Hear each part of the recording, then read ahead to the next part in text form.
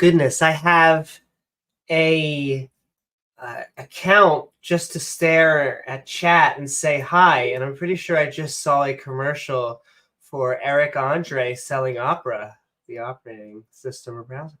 Fantastic. I just can't help it. Once again, James, it's the ADD, but shout out and love to Eric Andre. Welcome, everyone. We are live, skeptic and ranting on the atheist problem of evil. That's right, misfits. We're watching a video from the channel Brian Holdsworth called The Atheist Problem of Evil. So won't you join James W. and myself, Amy Newman, for a good time? So good, some would say it's evil.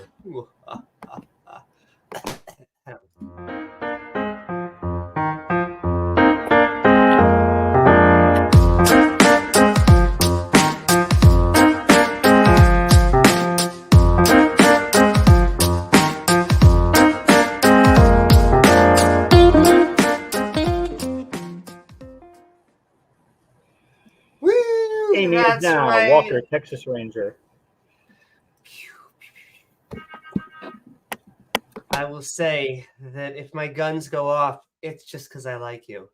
But welcome, everyone, to tonight's Skeptic and Ranting, the Atheist Problem of Evil. Please don't forget to like us on the intertubes. I feel like I should go get my tube.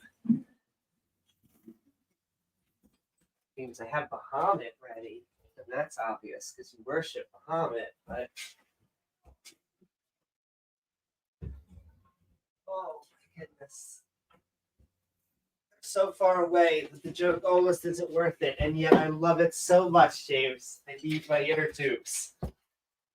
Thank you for joining us on them. It's amazing that they get so much data so fast. Keep pumping. But if you're feeling fancy, please don't forget to like, follow, subscribe. YouTube now makes me say it in a closet to myself slowly in a mantra, like, follow, subscribe, like, follow, subscribe. I made them say it. Soros, what more do you want? And then you gain access to that bell icon. Once hit, it actually gives you, access to us, because subscribe just nicely says that you like the content, and then somehow it just goes into a void, like my attention span. But if you hit that bell icon, you get to join the party, and I get to say hello to you, because you can see our premieres and join our live streams. Like, what is up? Oh my goodness, I see Calasia, I see Ember. That's right. I am fashionably late. Join the Discord. Hashtag I do too. What is up, Sandals and Sven? And what is up, Judith and Zoshalex? I still have to think about it, but the point is that hopefully I'm saying it right. And I'm sending love to all of you. Mark out there, we are having fun.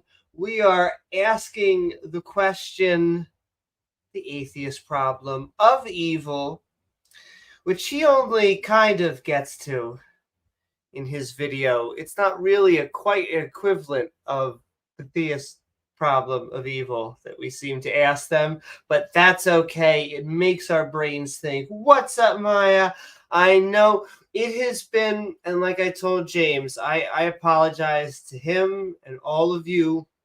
I have truly got taken down by Mother Nature within the past week or so. I was sick, which is fine. I can generally get over a cold, but it developed into a sinus infection. And like I was telling James, I would not wish that on anybody. Whew, I can almost feel this side of my face again. It's going to be great. Maybe Bruno Mars. Maybe you could wish that on him, because he would probably have a hard time singing if that were the case. In which case, yeah, things would be a lot better.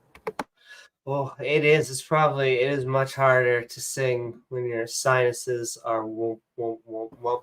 But my best tip Come I on, will give give us out to all of you. Maya he, Maya ha ha. Do it. Maya he, Maya There you ha go. ha. But I will say, I was listening to a bunch of Nickelback, and I will continue to say, amazing band. I could play just 30 seconds, but then the TOS would take us down. And, you know, once again, once you sign a contract. This is in how you blood, remind me, right? see, that's what there's so many great other songs out there, though. Like, Look at this photograph. they've like going to war. I'm trying to think what are the ones that they have. They have, what's it called? Midnight Queen, Burn It to the Ground, Feed the Machine. I feel like I should play the song just to get all the haters, but then, oh, come on, ads. I love you. Ads, why can't we also have Nickelback? You should just check it out, okay? In fact, the entire Feed the Machine album is actually Link pretty them on good. Spotify. That's right. We need a hero to save us. Sending so much love to everybody out there. Is that a stem to a huge bong? Yes, that would be. Oh my goodness. I'll tell the same story that I cannot believe. Props to my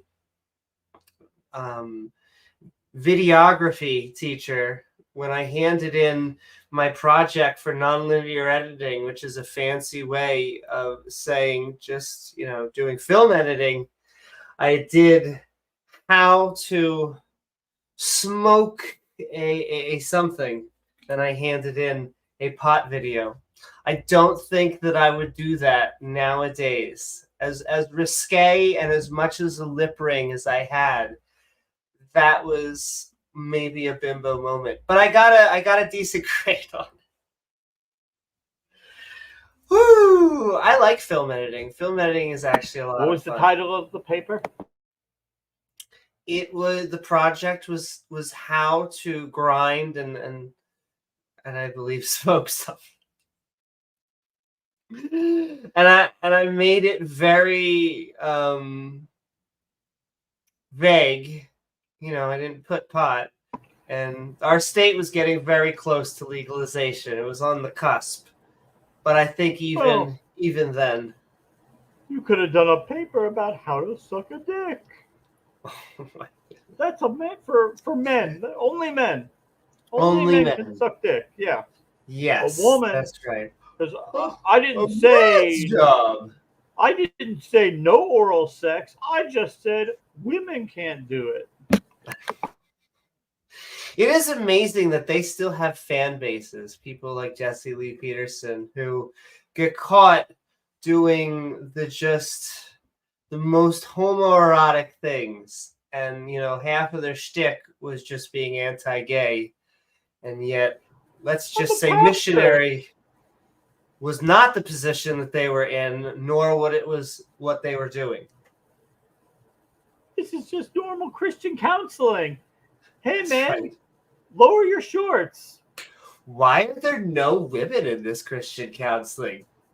Why would we want women? Women? I know. That's gay. They'll corrupt our morality. Corrupt our morality. Exactly. They'll corrupt us.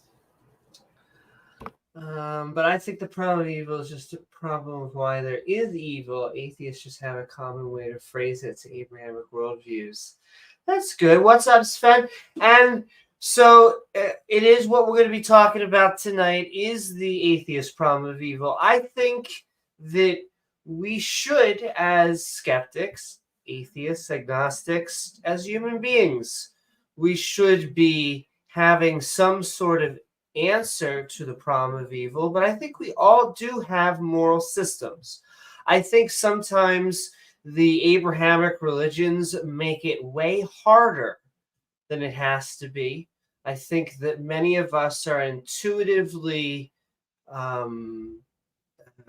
in social cultures that make it so that we want to be good and are rewarded to be good. However, the answer, we always have to dig down because they always bring up the psychopath, as we're going to bring up, today in our opposition opinion, is they always go, well, what about the serial killer that just loves killing? He just goes, oh, I just kill all day and I kill all night. And if there was overtime for killing, my goodness, I would check my card in. And you're like, all right, calm down. We get it. Though we tend to root for people. If you look at the serial killers that become popular within our culture, for better or for worse, things like Dexter, he has a very high moral code. And so he only kills, in his view, quote unquote bad people. So he was scarred as a child. And so that's the plot of the show, in essence, is that, you have to go along with and moralize with the serial killer because he tends to do it for moral reasons. It's a hard sell, though. I think that we've seen it in fiction where, morals tend to be a little bit more gray. I think that James is a fan of subjective morality, as charismatically always being a moderate. I think that it's somewhere in between, or that at least that you can't get away from trying to avoid some of the harder questions of both. What's up, Sumami?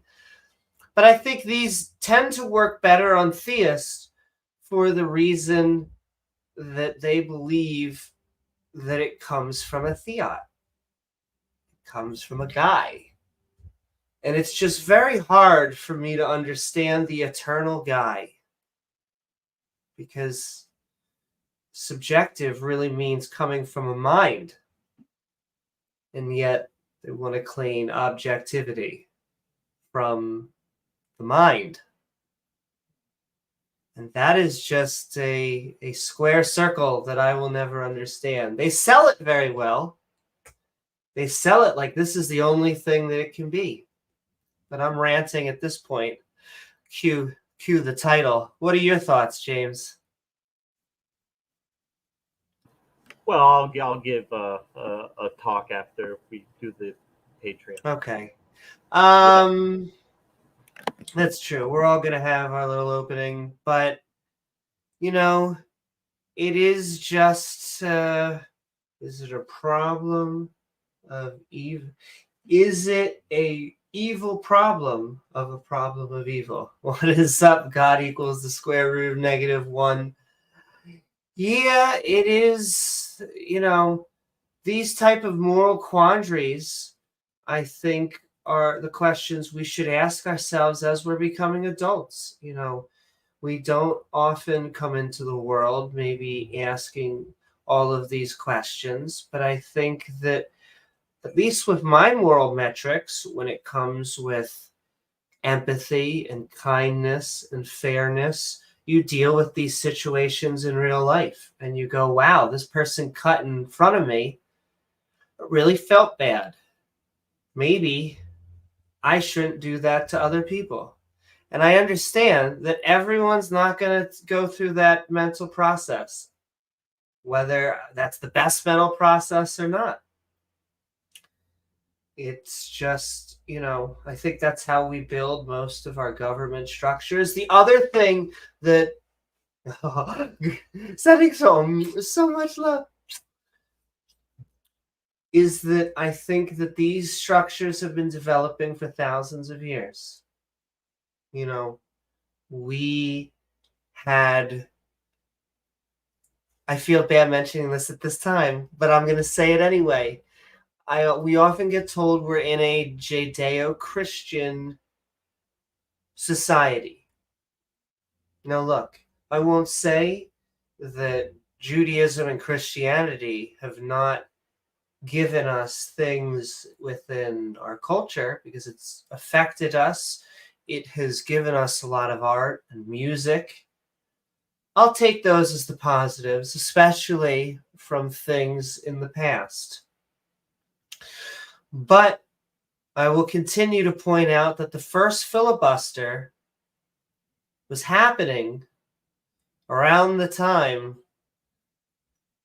that Jesus was being born. And I say the first filibuster because I mean the first recorded filibuster in Roman history. There have probably been lots of a-holes filibustering much longer than the Roman Senate.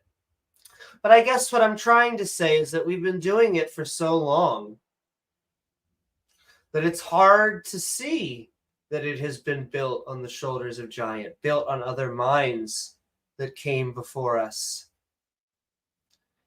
And we get it from our parents as well, if you had good parents. You know, not all of us have amazing parents, but if we were lucky enough to have good parents, I like to think that I was, then they can help to teach us right from wrong. Yes, you know, from the human world. Yes, I believe that as well. But I believe that, you know, they also pick what they like. So if you see something that says, do unto others as others would do to you, then you go with that. Now, if you see a passage within the Old Testament that says, hey, murder these people, oftentimes that gets watered down all the way to maybe we should not allow them to marry or something like that, which is such a... And those are the fundamentalists. And I guess I don't want them to, you know, kill us or anything like that. It's just, you know, it's evolved. Jews and Christians don't shave. Well, I view the Judeo-Christian word. James knows my 2-word political correctness. It's not always, but, oh man, that one word, Judeo-Christian, is ripe for an example of what I think is political correctness. I think that word was created not to offend people, but to include people. It's basically saying, hey, we're getting a little bit trounced here by the liberals and the secular people. Maybe we should, like, come together. You know, and it's effective in the United States, and I'm sure we I mean, it's a way of saying, like, Judaism, it's all right. We're not that opposed to it. I mean, we'd really like them to all just stop being Jews and become Christians, but we know that's not going to happen. But Judaism, it was at least correct at one point, so it's at least a little understandable, but not these Islamic guys over there. They're just ridiculous. That's the one point about it. They're always backwards compatible. They never like the religion forward. So Christianity is never going to be like, yeah, Islam. But often, unless you're like the far right, if you're just like the normal right or the moderate, they're like, yeah, Jews. Because they're like, hey, we have the Torah, or at least a good portion of it, in our Old Testament. So they're like, yeah, okay.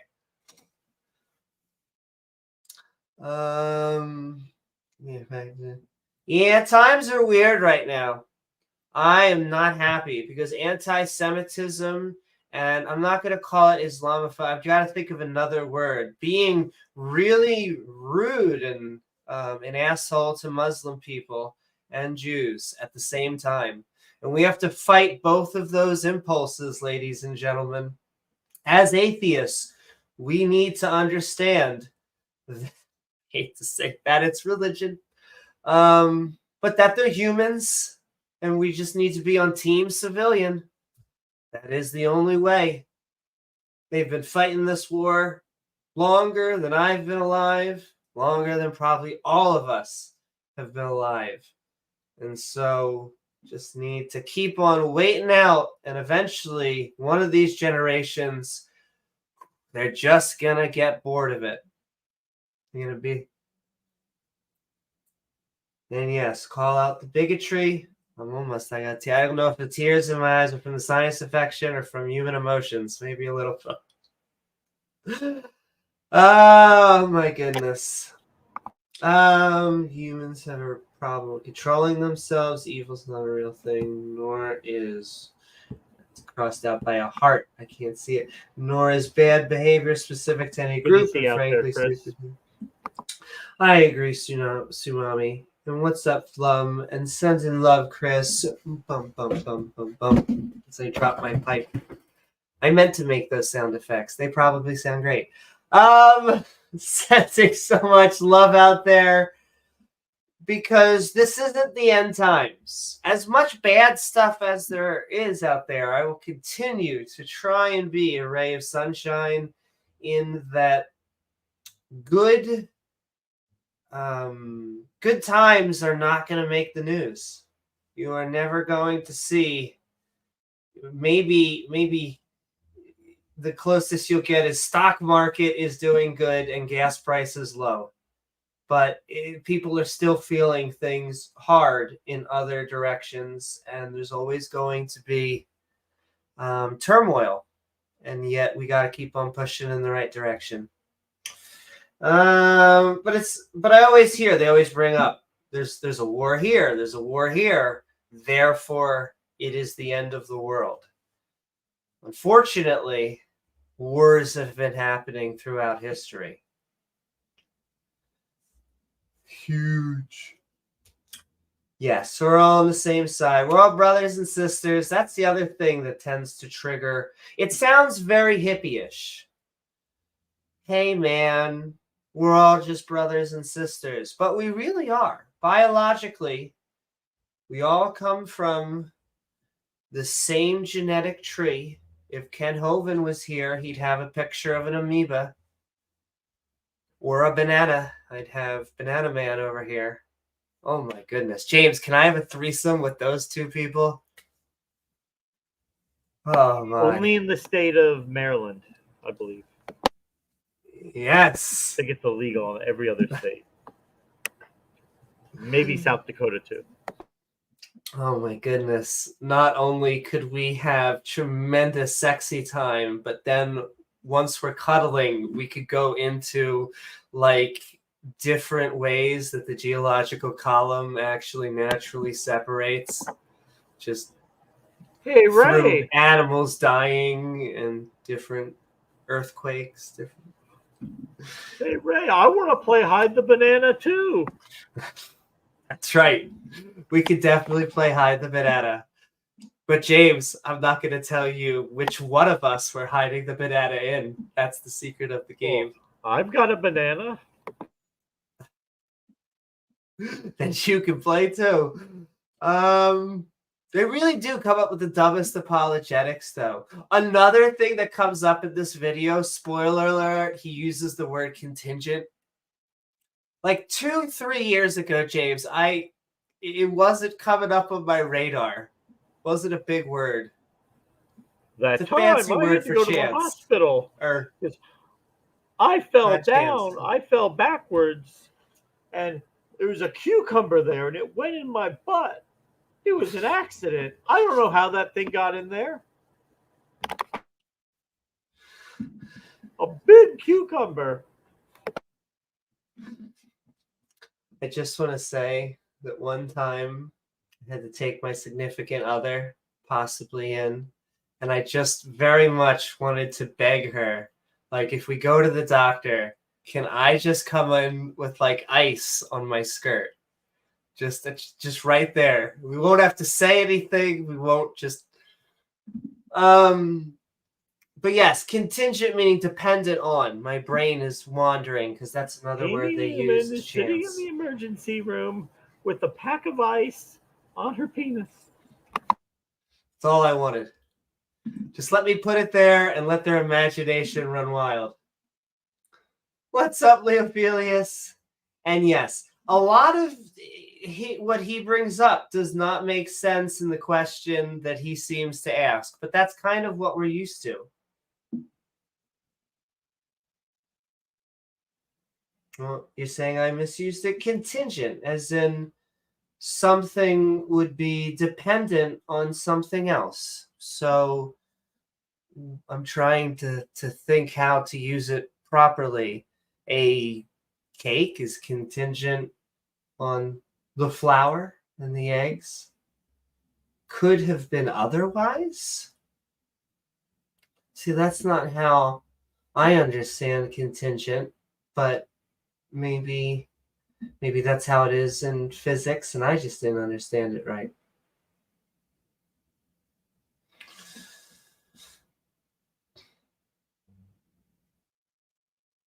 Mommy says dependent on. That's how they seem to use it, as it seems to be just a fancy way as saying if something relies on something else, then it's contingent on it. But these arguments just seem to be the latest in the apologetics, like, arrow, their quiver, because there doesn't seem to be that many other good arguments. We barely get Kalam, and Kalam used to be like the fancy suit-wearing argument that they would all bring up. It used to be the one that was supposed to convert all the atheists. Not mean dependent on. It's a term referring to those things that could have been otherwise, and opposed to necessary, which could have not been otherwise. I don't know. Maybe it's both. Maybe you're right. I'll have to look into it further. Contingency works backwards as well to most physicists, I believe. Occurring or existing only in certain circumstances, dependent on a resolution of the conflict, was contingent on the signing of a ceasefire agreement. Oh my. Well, all I can say is that it seems to be the hot new thing in apologetic circles. And I mean hot new thing is in the past few hundred years, because they don't seem to come up with new scientific arguments. In fact, they don't seem to make scientific arguments at all. Maybe irreducible complexity. That still tends to be hot in Sal's corner and things like that. But okay, in a second, what's up, Turing Test? What's up, everybody? I'm going to send out some shout-outs. We will continue to talk about the atheist problem of evil, kind of like the opposite to the theist problem of evil, and then we'll show the opposition viewpoint. Only about 12 minutes, and really when he shills at the very end for a minute, so we're probably going to play it at normal speed. But keep saying hi. We'll keep on saying hi. But there's many ways to support us. You can give out super chats. If there's any awesome super chatters out there already, I'm just gonna randomly send them love. But also, we'll dance around. In fact, I feel like I should dance around this because I like to dance. I can't see me, so. Oh my goodness, that is how I'm better at singing. I'm better at singing. It's like the least sexy dance ever. This is my Vanna White. That's a little sexier. Anyway, we do super chats. We do so many things. We do super thanks afterwards. This is the wrong chair.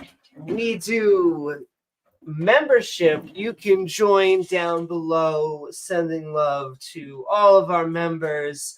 I see so many love out there. I saw Khaleesi and Subami and Ember and all of you out there. And if you'd like to join our Disciple Day, and if you would like to join our membership, you can do so by hitting that big join button. And the reason to do so, not only to support us, but it has our evolving badge system. That's right. Our badges evolve naturally with time. Now, they say we worship time, but that makes no sense. Literally incoherent. They just can't understand things that go on past 100 years.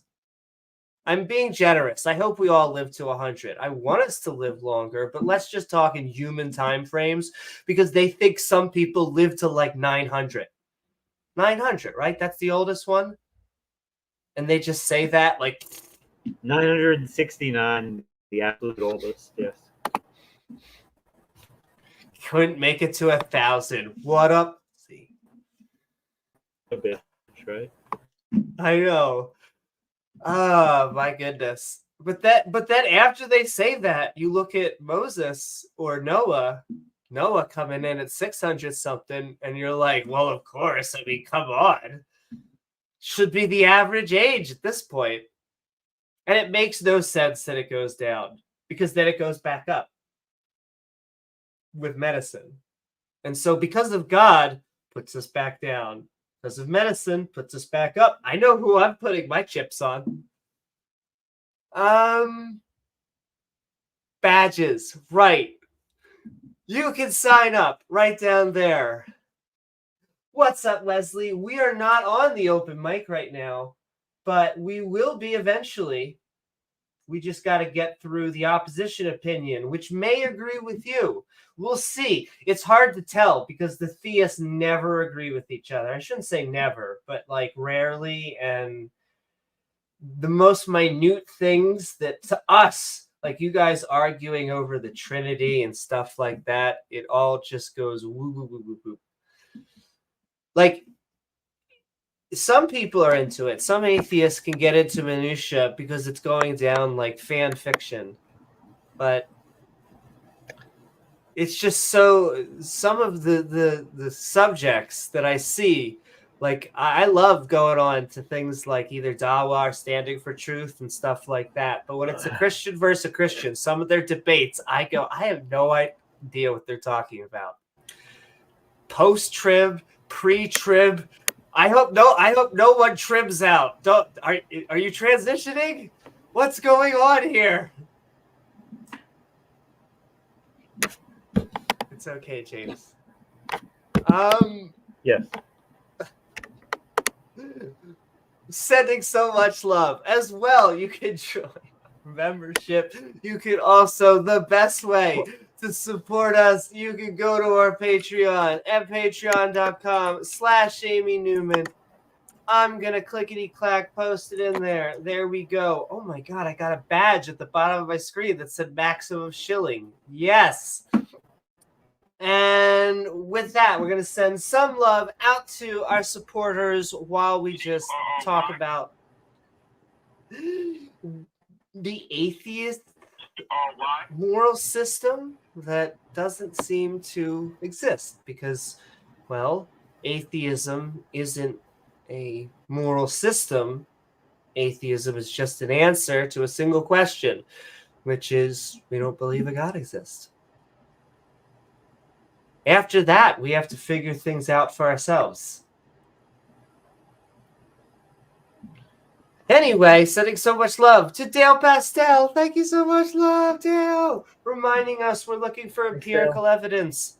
And if someone says, hey, empirical evidence is cheating, they have probably just squeezed the snake and gathered the oil so they could sell it to you to help cure cancer. Why do you need empirical testing? James, it's all in here. Also, one more thing. We should not completely crap on feelings. Feelings are legitimate. They are valid. We're human beings. I wish guys would be more open with their feelings. It's just that we have to separate things when we're looking for good, valid evidence for what it means to be true, corresponding to reality. Yes, we should take our feelings out of it. When we're talking about our partner and our friends and our coworkers and our social relations, and I would even say morality, we do have to take feelings into effect. That's the name of the game is people. There is no one else, actually. That's my sell for feelings. Women are great at this. Men, be open to them. Support your brothers. Anyway, it's because sending love to you. The sisters have it. We got each other's back. We very much. How's you? Oh my God! Something went wrong. Oh my goodness! We should talk this over. And ice cream. And he did what? I will kill him. Yes, but it doesn't happen. You gotta. I don't think all guys are that bad. Are really that bad. No, not all guys. I'm What just did I giving read? out the message out there. It was like probably like 10 years ago. I read where this I believe it was a lady who was like a feminist. She actually started dressing like a guy, and she went to like a bowling alley and like Oh joined my a bowling goodness! league. You're Remember talking that? about the woman who lowered her voice and all that. She was a con artist, right? She No, sold. I don't think so. Oh, okay. There was a different It was like a person. social experiment. She like joined a bowling league and a bowling team of other just to see how guys interact with each other. You know, when there's nobody else, like a boys' club, it's just guys. Because as a woman, she could never see that. But she did that. And she was actually said she was really surprised, like how nice and kind and everything they were to each other. Kind of surprised, not what she was expecting to find. Not that may be universal, but you know. Well, they were being nice to her too, and I still feel biased. Maybe she's just interacting. Okay, I mean, I am open to that. I'm gonna keep on selling the fact that, and we are changing as a society. I would say slowly but surely. I think that we are starting to understand and balance. I think there was one woman who also tried to, like, she was a con artist and she like wore power suits and like tried to lower her voice and sold some sort of miracle drug where she was just trying to con people. But she got caught. I'm trying to convince. I'm just trying to read chat, but what is up, Carrie? What is up, everyone? My partner does well in bowling. So does the femboy. Bowling. I'm okay. I can get in the hundreds. What's up, Robert? Sending so much love. Are you good at bowling, James?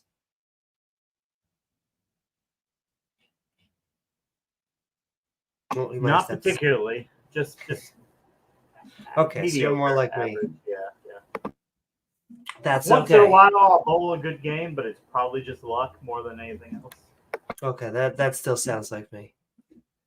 I always say I know the one rule, and that's the ball goes that way, right? It goes forward, not backward.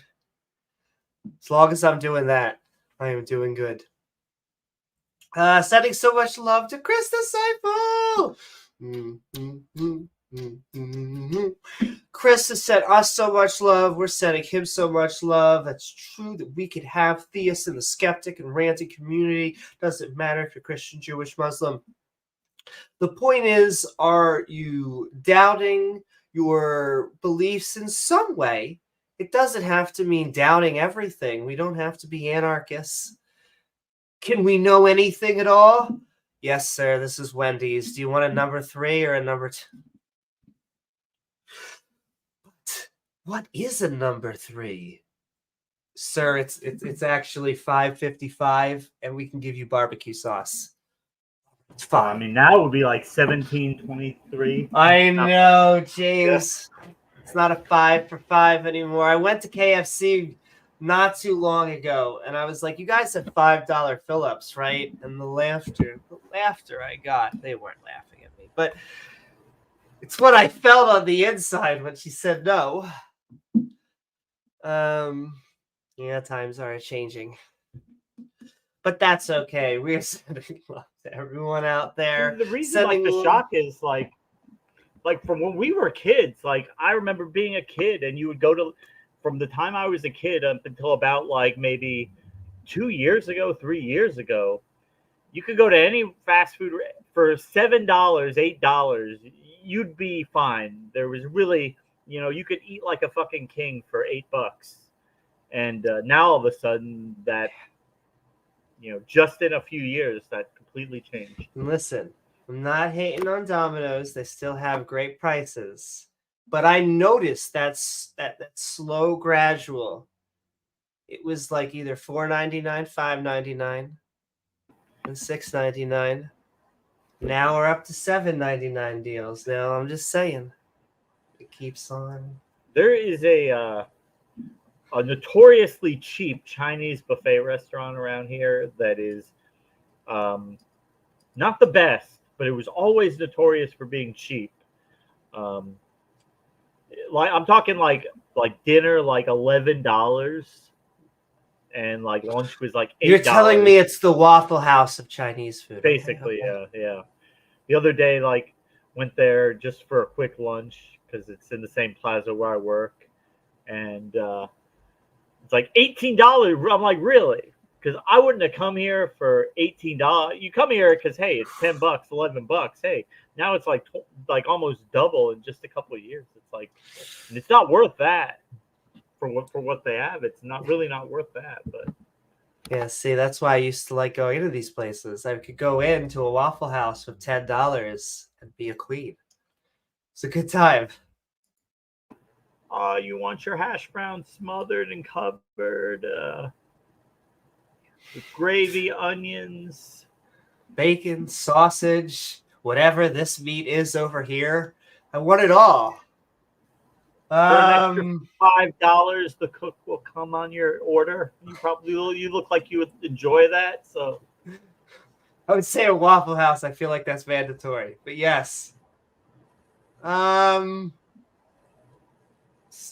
my hash browns. And you look and you see Jesse Peterson behind the counter. Hey, what's up? I work part-time now. That's right. I got caught in the restroom, and they said I had to make it up. Now I work here. That's good to know. Good to know, Jesse. Yes, it's a man's job. It's a kissie's job, right? That's right. Sending so much love, Chris and Dave and Dale and davegar. Sending so much love, davegar. Reminding us the Earth is round. And it is 4.5 billion years old. If you think it is 6,000 years old, you are in a cult. I'm just going to keep on saying that. And I know That's the funny. C word is so... It really does resonate with theists, as in it pisses them off. And I'm sorry. I really do. Like, I know that it is a pejorative, as in there's no good time that someone says you're in a cult. Like, it generally goes, oh, you're in a cult. Let's go for ice cream. I get it. It is a negative word and connotation. Anybody here forced to stay? Can't leave? No. Everybody can leave if they want. It's not a cult. It's not a cult. Do you have any belongings anymore? Do you have any money? Do you have any way to live on your own? I mean, I make them sign all that off when they come in, but even when I kick people out, I give them like $100 at the door, and I drive them in the golf cart to the edge of the compound here, and then let them go. And what I get is just they grow so big that they're not cults anymore. Like, I wish that could be a defense of something else. Like, we killed so many. It's actually kind of good if you think about it. We stole so much. It's like it was crazy, but now a bunch of people believe in it, so it's not crazy anymore, right? It's not crazy. A bunch of people believe it.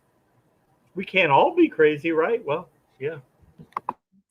And once again, we are not saying, because I have a shatting cue, at least on one of my shoulders, that is telling us that it's not.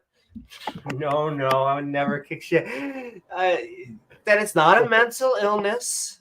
You know, a mental illness is about functioning. You know, I dislike it when they say that about us. I'm not going to try and become the same thing that we hate. It's that we think they're wrong. They are very wrong on something, and that is that a God exists prophets are real. And oh gosh, like the whole sacrificial theology is not horrible. Horrible. We're gonna kill a guy. But James, you don't understand.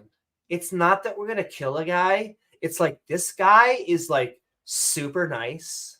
Like he's got a lot of riz. And so like when we kill him, it's actually not a bad idea. Well, I mean, that's like when Kenobi looks at you and says, "Oh, I think I understand why you have a problem with the Bible. I think we can all see why."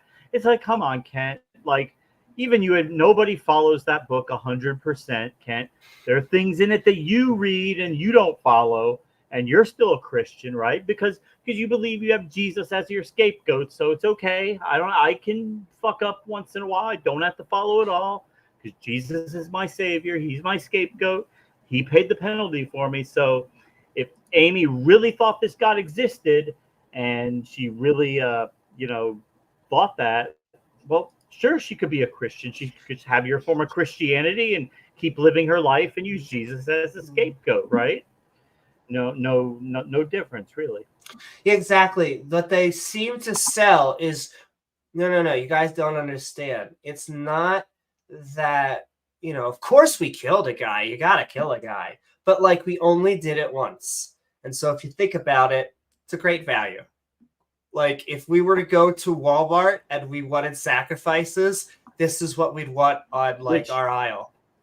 Which, I mean, I can see why they thought the story was good, because they're probably like, this is fucking stupid, this bullshit. We're killing fucking animals all the time. Every time you do something bad, we got to kill an ant. This is fucking stupid. Okay, we're going to have a guy, we're going to kill him once, forever. And then we don't have to go around ripping the heads off pigeons and spraying the blood around an altar and burning flesh for a savory. Because clearly that's evil and animalistic and barbaric, and so and stupid. Got an idea. God would say, "Oh, I mean, that's bad what you did, but I guess if you rip the head off a pigeon and sprinkle the blood around an altar, then I guess I can forgive you, right?"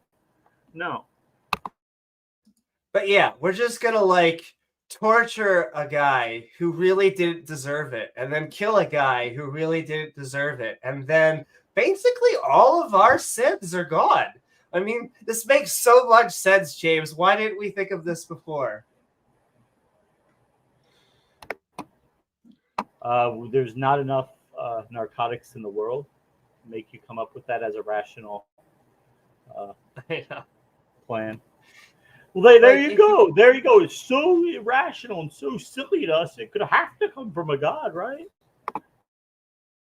Yeah, that's another apologetic. It is so stupid that the only way that we could understand it is if we were playing the 4D chess that God was playing. Okay. But what's up, Azo? What's up, Carrie? What's up, everyone who we haven't said hello to so far? Sour. Woo! What is up from Facebook? How are you? I'm from India, sending love all around the world. We are having a good time. We are talking the atheist problem of evil. They are trying to do an opposite because the problem of evil tends to be a tripping point for theists. I find that many atheists, I hate to say blow it off, but what they say is the problem of evil is not a problem for us. And I understand where they're coming from in that, they're saying that, well, we could imagine an evil God all day long. Like we can imagine a God that's just out there torturing people, doing whatever they want. The reason why it's hard, I think, for a lot of theists, the problem of evil in itself is because we are raised in cultures where one of the aspects of God is that he is not just good. Because you can get good at any Subway place, any freaking hoagie shop. We need to get all good, the omni good, which to me makes no sense. Doing all good, the most amount of good at all times. And then you look outside at the world and you go, damn, do you guys need to hire more people? Do you It's need? Is it like an the HR problem? Maximally gay. Maximally gay, which is the way I look at myself. I'm not even sure if it's maximally gay for men or women. It's just the maximal amount of gay that I could fill. Yeah, at this point, yeah. How would you even? You wouldn't know where to start with that one. Exactly. I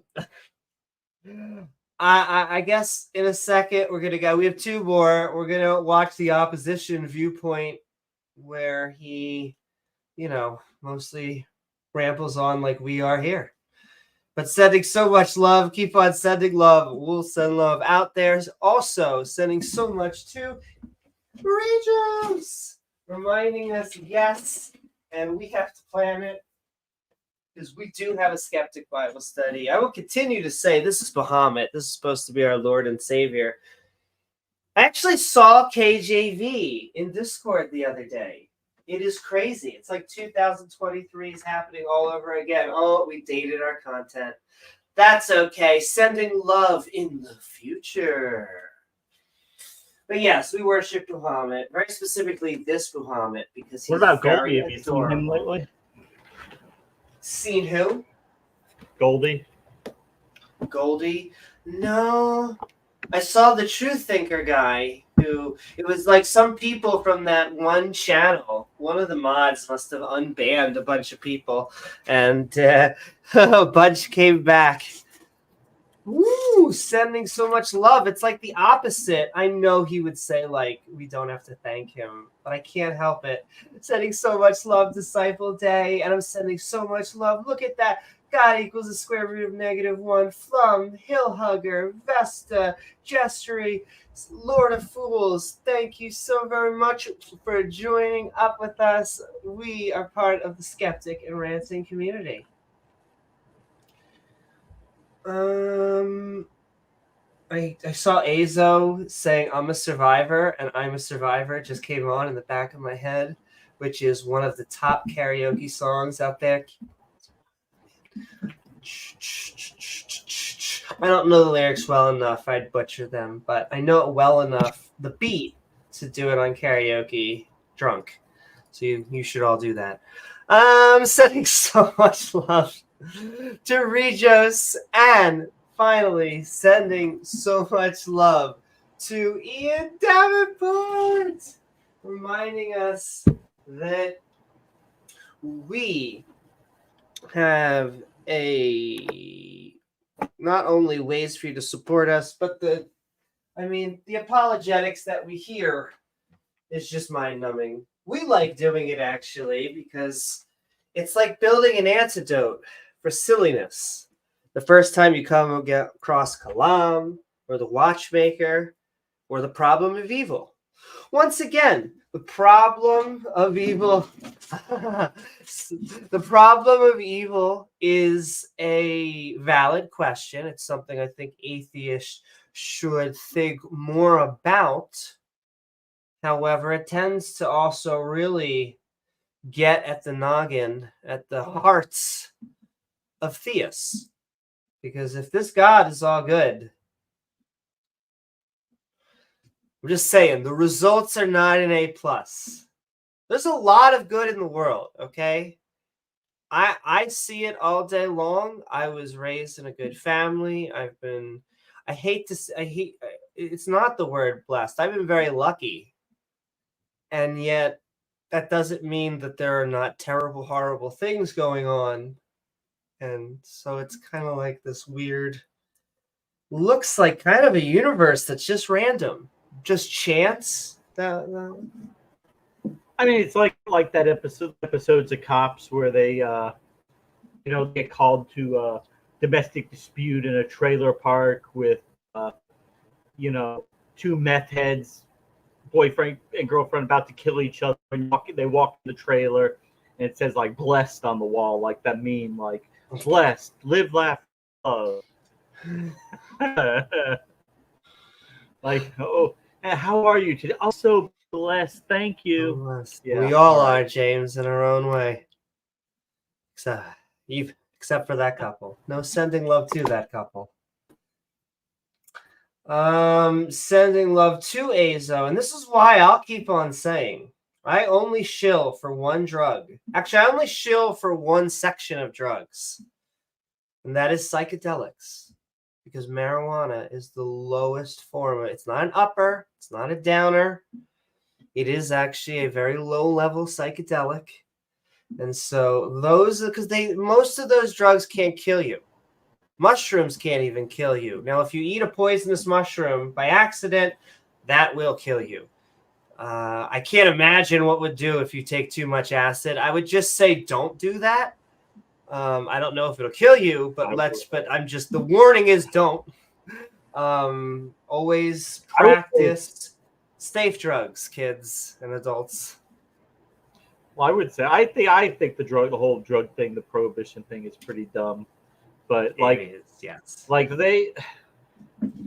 this is like we have like a culture that's like obsessed with, we worship sobriety, and that's partially for religious reasons, our Puritan ancestors, and partially because there's a lot of fucking money to be made by the drug rehab industry. All the money we spend on it, and it still doesn't work. It's still, the problem still continues because we don't take a mitigation approach. We just take this like Puritan, just say no to drugs approach. And I hate to be the one that just, goes farmy, big farmy, because I know lots of conspiracy theorists also go towards that, but it is true. The Bernie Sanders approach to pharmaceuticals, which is they are robbing us because the profit motive. And if you just took that profit motive out, you would still make money. You would still have doctors being doctors, going to a lot of years to school to make a lot of money. You would still have nurses still putting in a lot and then also making a good salary and also being able to get all the way up to a nurse practitioner, something like that. And yet, you wouldn't need to rob people blind. Well, look back before 2009. What percentage of the population had ever, outside the medical field, had ever heard of fentanyl? Probably less than 5%. Virtually nobody, unless you were a nurse, doctor, or lab tech, you didn't know what fentanyl was. It's something that's used primarily only in hospitals, so it's not something that you would typically use outside of a clinical setting. But what happened? Well, epidemic. But what happened? Well, the government decided that we've got these pill mills and they're prescribing all these pills, so we're gonna ride in, we're gonna shut them the fuck down, we're gonna scare the doctors, and you can't prescribe these anymore. You need to treat everybody like an addict. Just tell them to take an aspirin and suck it up. Don't prescribe them opioids, and that's exactly what they did. They started doing that. So if you go to the hospital, you'll probably be treated like an addict until you can prove that you are. They're just going to assume that you are. And but did the addicts all decide to sober up and okay, I guess we can't do this anymore. We're just gonna be sober, good, productive members of the capitalist society? No. The black market said, oh, I mean, we can't get these pills anymore. What can we get? These guys are selling this from China. What's that? Oh, fentanyl. Oh, it's the same kind of, okay, yeah, we'll start importing that in. There you go. And now we got something that's even worse because, I mean, what's safer, something that's made in a clinical laboratory environment by a pharmaceutical company, or something that's mixed in somebody's garage and they have to dose it right? Yeah. Well, just another thing, we go, it's a prescription. It's from my doctor. It can't hurt me. Now, listen, I'm the #1 supporter of there's a lot of anti-doctor sentiment going around, anti-scientist, trusting experts. I'm still trusting the experts. I just don't trust the people that have no motive beyond making money. The insurance companies, the people that somehow find a way to make cancer pills 4 times as much. As James was saying, I think that not only do we now have a fentanyl problem, but an opioid problem in general, especially towards the middle of our country, the people that oftentimes want to support the drug war the most. Once again, I know there's a lot of outliers, so sending love to all the people in the middle of the country that know this is a problem, and we should be supporting. Once again, natural isn't always good, but we should be supporting, once again, maybe a little bit more wacky tobacco and a little bit more less opioids. And we should be making a lot of these drugs more legal. And instead of putting people away, we should actually be helping them for addiction. Addiction's not good. I don't think anyone's, theme addiction. It's not good, but like our system, like it treats it like it's the absolute like worst thing in the world, and there are different degrees of addiction. There are different levels of it, and well, we treat them like criminals, and then we do. We have the justice system try to enforce sobriety for its own sake. I mean, these people they're not out hurting the people. They're not out doing anything to anybody. They just got caught with something on a traffic stop, so now they're in the local probation system, and they're going to want to test their urine 5 times a month for 3 years. And they're all dirty. There you go, another year added on. And most of these people, they're not out there hurting anybody, doing anything that's because there are actually people out there hurting other people. But if you decriminalized it, once again, people will ask me. And I feel like you're the same way. James, I think you're getting more left wing. I couldn't help it the older you get, which I can't help, but actually I kind of like it. I have some left-leaning views. I think that if you just were to decriminalize it, it's not that I want people to go out there and do heroin and crack and all these terrible drugs. It's that then there is no motivation to do anything but help them if they are addicted. Nothing could ever escalate it to where they're going to jail or they're doing. Now, if they steal or something like that, you have to deal with that. But there's no reason to send someone to jail for doing something to their body. And the way that you guarantee you're only helping them is if you decriminalize it. But we're probably just going to keep on having good solutions, but also agreeing. So once again, we are talking the atheist question of evil. I'm going to be right back just really quickly. I'm going to hand it over to... Okay, that sounds good. Yeah. But I will also send love to all of you. I see Udif out there. Sending so much love. We are talking the atheist problem of evil. It's like the opposite problem of evil that we normally give theists. Good afternoon, everybody. Great to see everybody out there today. Hey, this is a topic that does come up from time to time. And I'm just going to say that I don't think evil exists, at least not as a concrete thing. I think evil is a human construct. It's arbitrary, which, as many of you may know, me being a moral relativist, I don't believe in an absolute morality. I don't even believe in an objective morality. I think it's all arbitrary. And we define our morality however we want to at any point in time, because it's just that. It's arbitrary. It can be whatever. And by the way, just having a God doesn't change that. In that scenario, God would have his opinions about morality. We would have ours. The fact that he's in a position to impose his will upon us doesn't make it objective or absolute. No more than the mafia boss who walks into the shop and says, hey, you should probably pay him $2,000 a month for security, you know. Otherwise, some vandals might come in and wreck your shop. You wouldn't want that to happen, would you? So maybe you just pay up. And, oh, there's this guy here. You're going to put him on your payroll. You're going to pay him $20 an hour, 40 hours a week. But you're never going to see him. But you're just going to pay him, okay? Yeah. How's that sound? Great. Yeah. And God, this guy, he chose to define his morality around his properties, whatever they arbitrarily happen to be, huh? It's nice of him, huh? Because he doesn't have to struggle to be moral. It's just who he is because he defined it that way. Now, he could have then chosen to give us his morality, where we would naturally, like him, only want to do what he defines as good. But he didn't do that. He gave us the capacity to have different notions of reality, the capacity to act immorally, so he could then punish us for making those choices.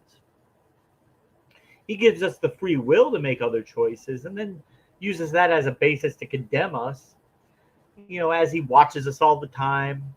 He knows not only what we're doing, he knows what we're thinking, every bad thought. He's making a big list. And when we die, he's going to tell us how horrible and naughty we were. This is morality by threat. That doesn't make it absolute or objective. If the religious views on morality were true, you wouldn't have moral dilemmas. You wouldn't have morality would always be clear and concise. But it's not what we see. We see different dilemmas with competing moral factors, and there's no easy answer. There's no one easy answer for all questions, or for a question of morality. So most people would say the guy who steals a loaf from a baker to feed his family isn't being evil. And I think we would all agree it's not the same as somebody who loads up a 55-inch TV at Walmart and rushes out the door and throws it into a waiting truck and drives off. It's not the same. But the baker who gets up at 3 or 4 in the morning, goes to his shop and works, he works hard. He's just trying to support his family too. Is it right that people could just come in and take his product, the fruits of his labor, because they have a need? I mean, what if everybody did that? Then he wouldn't be able to stay in business. Then what's going to happen to him, his family, or the people he employs, because other people chose to steal from him because they weren't responsible enough in their own life. They had a need to be met, and they couldn't meet it. So there's no easy moral answer in a question like that. There's different competing moral factors and issues, and you just can't come up with an easy answer. And there's no free will. I think many of us, perhaps not all of us, but many of us don't really believe that. We believe that free will is an illusion, because these decisions that we make are defined largely by chemicals in our brain that we have no direct control over. And is it possible that we would think something other than what the hardware is compelling us to do? I don't think so. Even in religion, though, Adam and Eve did not have free will, because an element of free will would be understanding the choices you're making and the ramifications of that. It's why when somebody goes to court and they plead guilty, the judge has to make sure they understand the consequences of their plea, what they're giving up, and the ramifications of it. Because otherwise, they're not making a free choice. They have to have all the information, and they have to be sane. They have to be competent to make these decisions and to understand the decisions that they are making. If one of those elements is not there, it's not free. Just like when the police want to talk to somebody, they have to be informed of their rights in most cases beforehand. They have to understand that they can't be compelled to speak with the police, that the things that they say could be used against them in court. They have the right to have an attorney present with them to be able to advise them of their rights and what they should and shouldn't say to the police. Because otherwise, police using the force of violence to extract interrogations. The case in, I believe it was the 1920s or 30s, and in the South, where the police had an African American murder suspect, and they were transporting him from one jail to the next, and midway between the two, in the middle of nowhere, they just decided to get him out of the car and said, "We're just going to beat the shit out of you until you confess." And lo and behold, he did confess. And that was actually the first time that a court held that a confession that was extracted by police violence was not free and voluntarily given. Obviously not, right? So yeah, you have to have the element of knowledge to make your choice free. So Adam and Eve were intentionally created without a moral compass, without an understanding of the choices they were making, without an understanding of morality. And upon their actions hung the fate of billions of people who, because of their choice, will now have to suffer forever, suffer an eternity forever, because of the choice they made. They didn't have any understanding of that, but it doesn't matter because that's how God set it up. And he gets to do things however he wants to do them. He doesn't give a fuck. He's not the one burning. Okay, if he wants to have two people, have everybody's eternity hang in the balance of two people who don't understand the choices they're making, guess what? He gets to do it, and there's nothing that any of us can do about it, right? But we see in Exodus, God interfered with the Pharaoh's free will several times. He demanded the Pharaoh free his people. Then he tinkered with the Pharaoh's mind so that he would not free the people from the slavery that God got them into to begin with, and that he wanted his people free so they could worship him, and then so that he could then require them to thank him forever for getting them out of slavery, which of course naturally you would want to do. And we see even in the New Testament where it says God will send people strong delusions that they would believe a lie. This is people being forced by God to believe something that they would not otherwise believe. And this is done so that God can punish them for believing that very thing that he forced them to believe they may not have believed otherwise. This is not morality. Our actual notions of morality come from evolution. And we all have, there's competing factors. We have certain needs we need to fulfill to survive and to thrive. Yet we're also a social species. And we also have to worry not just about our needs, but about the needs of the group, about the needs of others. There are competing factors here. And sometimes there are times where we do need to be selfish, or we won't ourselves survive or thrive. We need to be concerned with our needs and wants and desires. And that's an element. But we can't become overly concerned with only our needs to the point where we completely disregard the needs of others, because we would not function good in a completely broken down society. We depend on each other for protection, for the division of labor. Not everybody is good at everything. Different people specialize in different tasks and different jobs, and to have a functioning society, we do need all of them. And so we all, at some level, have an incentive to make sure that other people are surviving and thriving. It's better for us too.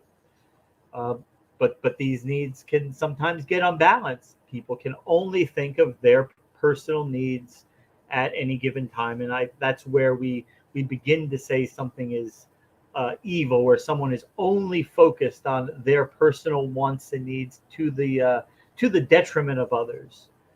They're not thinking about others. They're making choices that are only self-centered. And how actually you define that, where you draw that line, because we do have to meet our needs. We do have to take care of ourselves too. How far you take that, it's not an easy question. There are gray areas. And that's why we struggle with this as a species. We have lawmakers, and we make laws, and we have courts that try to thread these needles, but they're imperfect, as all human institutions are. We do the best that we can, realizing that it's not perfect, that the moral choices that seem to make sense to us today, the issues of morality that we face today, in the future, people will have a different take on those. And we just have to accept that. The way we look at people in the past, people will judge us in the future based on things that we don't know or things that we don't have an understanding of presently. So yeah, I don't think that atheism really has a problem of evil. I don't think it's a particularly good argument to use on theists, because I think they have plenty of different ways that they can get out of it, get around that problem. So it's not really for most of them a threat, the way a lot of atheists and skeptics think that it is. People who study lots of philosophy, and they'll tell you, oh, it's the linchpin, it's the the main thing that you can use to take down religion. It absolutely destroys it. And I mean, maybe that's true to some people to a certain extent. Maybe that's true from a strictly philosophical standpoint, but in reality, I don't think it's particularly effective, because Christians, they admit they don't have to understand the things that their God does. He does things, they don't understand it. And, he says he's a good God. They believe him. And even though they might not understand everything he does or says, they're pretty content to wait till after they die, and then God will make them understand, and then it'll be okay, and then they can continue with the worshiping and the loving and forever, and everything will just be okay. So yeah, and I think we saw the evolution of morality over time in our society. And when did we get to the point where we became so overly selfish, so self-indulgent? And I think a lot of that happens, well, in the late 40s, early 50s, after World War II, the way that the world aligned itself. We had the Soviet Union, a communist country with a different set of moral expectations for society that were different than ours. And we had to define our own morality. And at that point, we looked around, we saw that the situation after World War II had resulted in the formation of middle class, which hadn't really happened before. And that was something that was good. We had lots of people who were not wealthy, not rich, but able to lead comfortable lives, not living paycheck to paycheck like most people are today. Certainly not rich, get up every day and go to work, but you're able to live and support your family, and can even take a vacation once in a while, and and all that's good. But when their kids started going to school, we started teaching them that, well, the reason we have all this is because of capitalism. That's why we have this. It's ruthless free market capitalism. That's why we have a middle class, which, I mean, markets and free enterprise have been around. These were not novel ideas. They've been around forever, for a long time anyway, and never created a middle class before. But we taught the kids this time, this is why we have it, because of capitalism.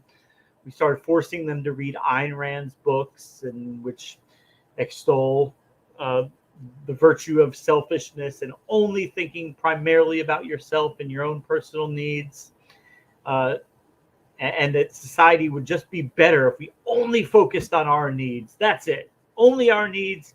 Everybody doing that, society would be great. And then, these kids start growing up. They start coming into positions of power in corporate America. This type of Gordon Gekko greed is good mentality sweeps corporate America, Wall Street. They start saying, hey, we could, how much are we putting into pensions? 8%. Well, okay. What if we stopped all pensions for new workers? What would we have to put in to only pay for the pensions for people already? Well, we could do that with 4%. Oh, so we can cut that out, and then we can pay ourselves that additional 4% right now. Yeah. Oh, excellent. Let's do it. Yeah. If you've already got a pension, yeah, we won't take yours away. But if you get hired tomorrow, sorry, you don't get a pension. But you can have this 401k. Here's the fee schedule. It's 8 pages. Hope you enjoy that. And And so they start dismantling society, dismantling the social contract, the social safety net, and telling people to pull themselves up by their bootstraps. And that's, the position we find ourselves in today. Thanks, Amy. Woo-hoo. Thank you so much, James. I never understood the obsession with Ayn Rand, other than I know she was like, go pull yourself up. And then I am only thankful she exists because I know that BioShock was inspired by her. If you don't know that game, wonderful RPG first-person shooter, but they're kind of making fun of her too. Oh, if we have government regulations and just an honest business owner will want to shoot himself into space to get away from the mean government. Because he can't run a business otherwise. Not always, but sometimes those same people will then try to use the government for their social things. Not always, like I'm saying. But, all right, I'm going to do my quick speech, and then we are going to go over to the opposition viewpoint.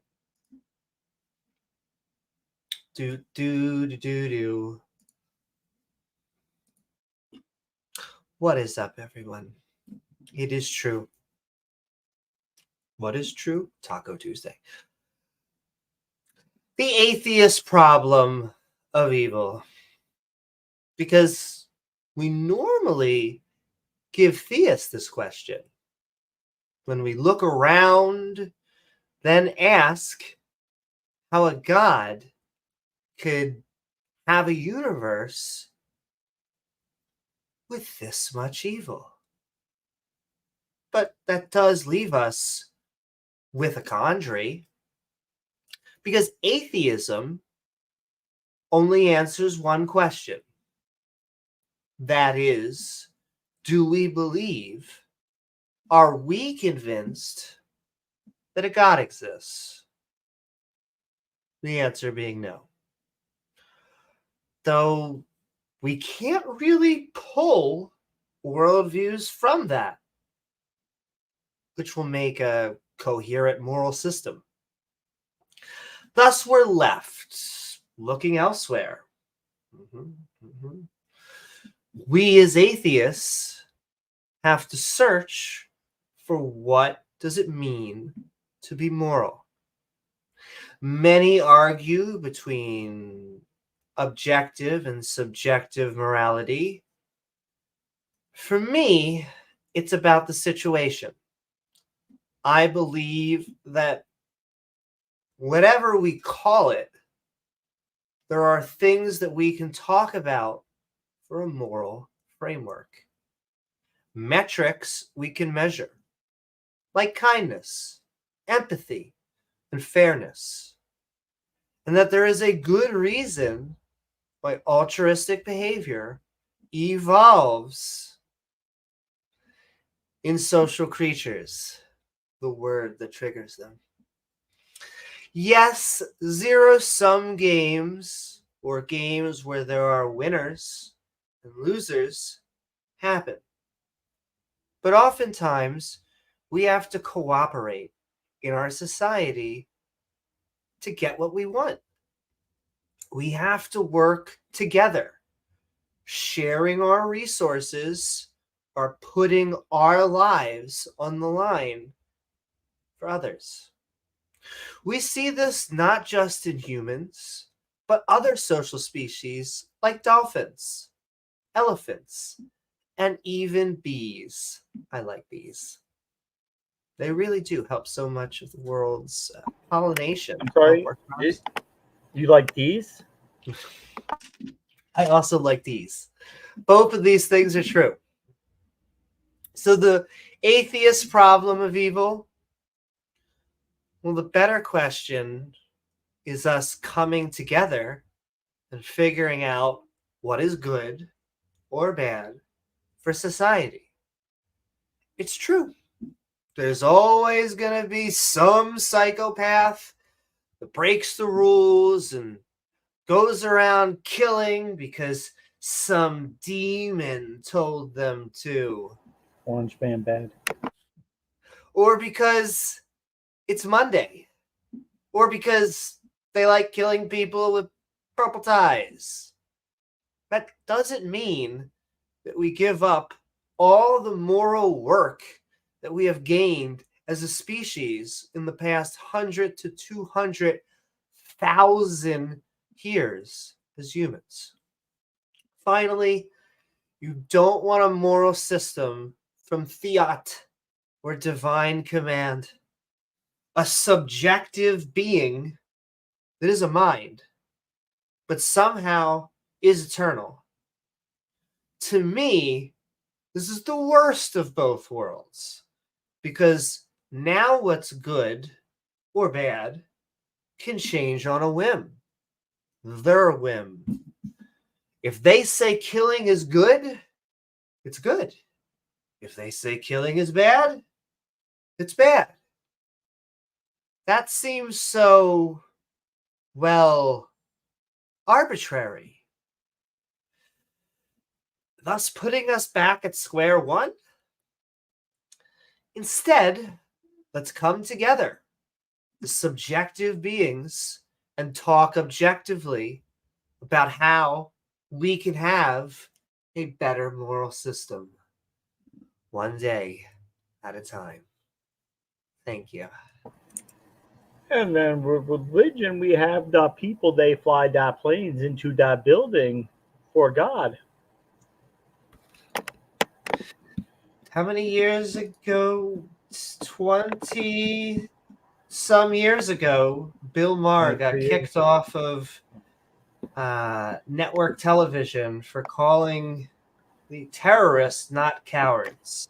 Now, their entire reason for doing it was horrible, and we disagree with everything they did, but that's the terrible thing about religion. That's why James and I are anti-theists, is because it makes good people do very bad things.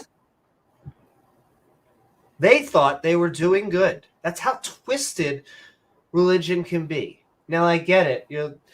There's someone out there that's going to say, oh my God, my grandma is insert religion, and she's the nicest person I have ever met. Right. Okay, that's fine. I believe you. Every day you meet people, Muslims who are normal, nice people, and you run into them, and there's nothing wrong with that, but it's the extreme elements. Yeah, the extreme elements of that we have to worry about. But all right, let's get to it. We are now going to view the opposition viewpoint. We tend to try to either talk over or pause. I want to start gaining data on like which people like better. If they like us just having commentary over, or they like us pausing. But we are going to be watching Brian Holdsworth, The Atheist Problem of Evil. If you want your comments shown up on screen, though, it helps us by tagging James W. or myself at Amy Newman. Now, I think Jesse might have fucked with doctored the link so that when you press the video, it's just going to be a picture of him jerking off. My. Video of him, yeah. James, how did you get my browser history? Psych. What's up, Out Trucker? What's up, everyone? All right, we're going into it. The Atheist Problem of Evil. You guys know you're in for just lots of wisdom.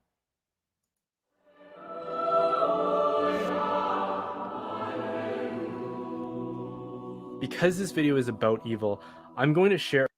He's going to share a really horrific story, and he gives basically a trigger warning. I just want to lay my card down.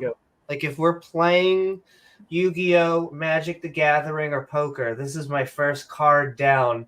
And that is, he's not a good-looking, or he is a good-looking guy. He's not a bad-looking guy, is what I tried to say. I mean, listen. If you were going to find a Jesus, I would just send him to a tanning bed. Yeah. He is playing by my beard rule. Any a longer, and it would be a little. About at the max. Yeah, you could feel it too, James. Yeah, you see, you feel it. I think not much any longer, and it would be in your outside of your zone. But he looks. He could go out in the wilderness, and you know, I think if he had like a log and like an axe, he could be Daddy. I could picture it. I mean, I think he looks like he just got done shooting a Geico commercial. He does. That's the other thing I wanted to talk about is I love these types of sweaters on men. Now listen, you could go the wrong way. I can't see what he's wearing underneath. If he's wearing like flannel pants underneath, then he can't commit to that. He needs to get like a jeans or like something that's really going to make that sweater seem like he did get prepared and ready, but he's a rugged man. He looks like another one of our pantsless apologists. See, if he's pantsless or just in pajamas, then the sweater just looks like you're doing it by accident. Yeah. So I can't see it. But I'm giving him an A for effort so far. We got some books in the background. We got a knight's helmet here. He's got his boyfriend in the back. He wanted to have a D, not an A. And with that, let's get him telling a horrible story. I Googled the horrible story. It is a horrible story. It's not really that much more horrible than other horrible stories. I hate to say that, but if you turn on your nightly news. And so let's get into it. Share a story. It's 2 minutes specifically. I don't know why I find that weird. I consider funny to be incomprehensible, if not nearly incomprehensible evil. Because if we're going to try to understand or comprehend something that we currently do not, well, then that should be the focus of our inquiry. Tell it in detail. Examining our blind spots is the quickest way to acquire knowledge where it's currently lacking. But this story is extremely disturbing, not only for the facts and the details that it conveys, but also for the degree of evil which it depicts, a degree that human beings are capable of committing. I mean, it's bad. It's just, I feel like in the end, I think like he picked this because it happened near him. You be the judge. And becoming. And I offer this disclaimer because I can fully appreciate why some of you will not want to hear this story in its full detail. So I'm going to put a timer somewhere, either on the bottom or on the top, to show when I'm done telling the story so that you can fast forward to that portion. But I would encourage you to... Also, I like how they used to make fun of us for trigger warnings, and he is now...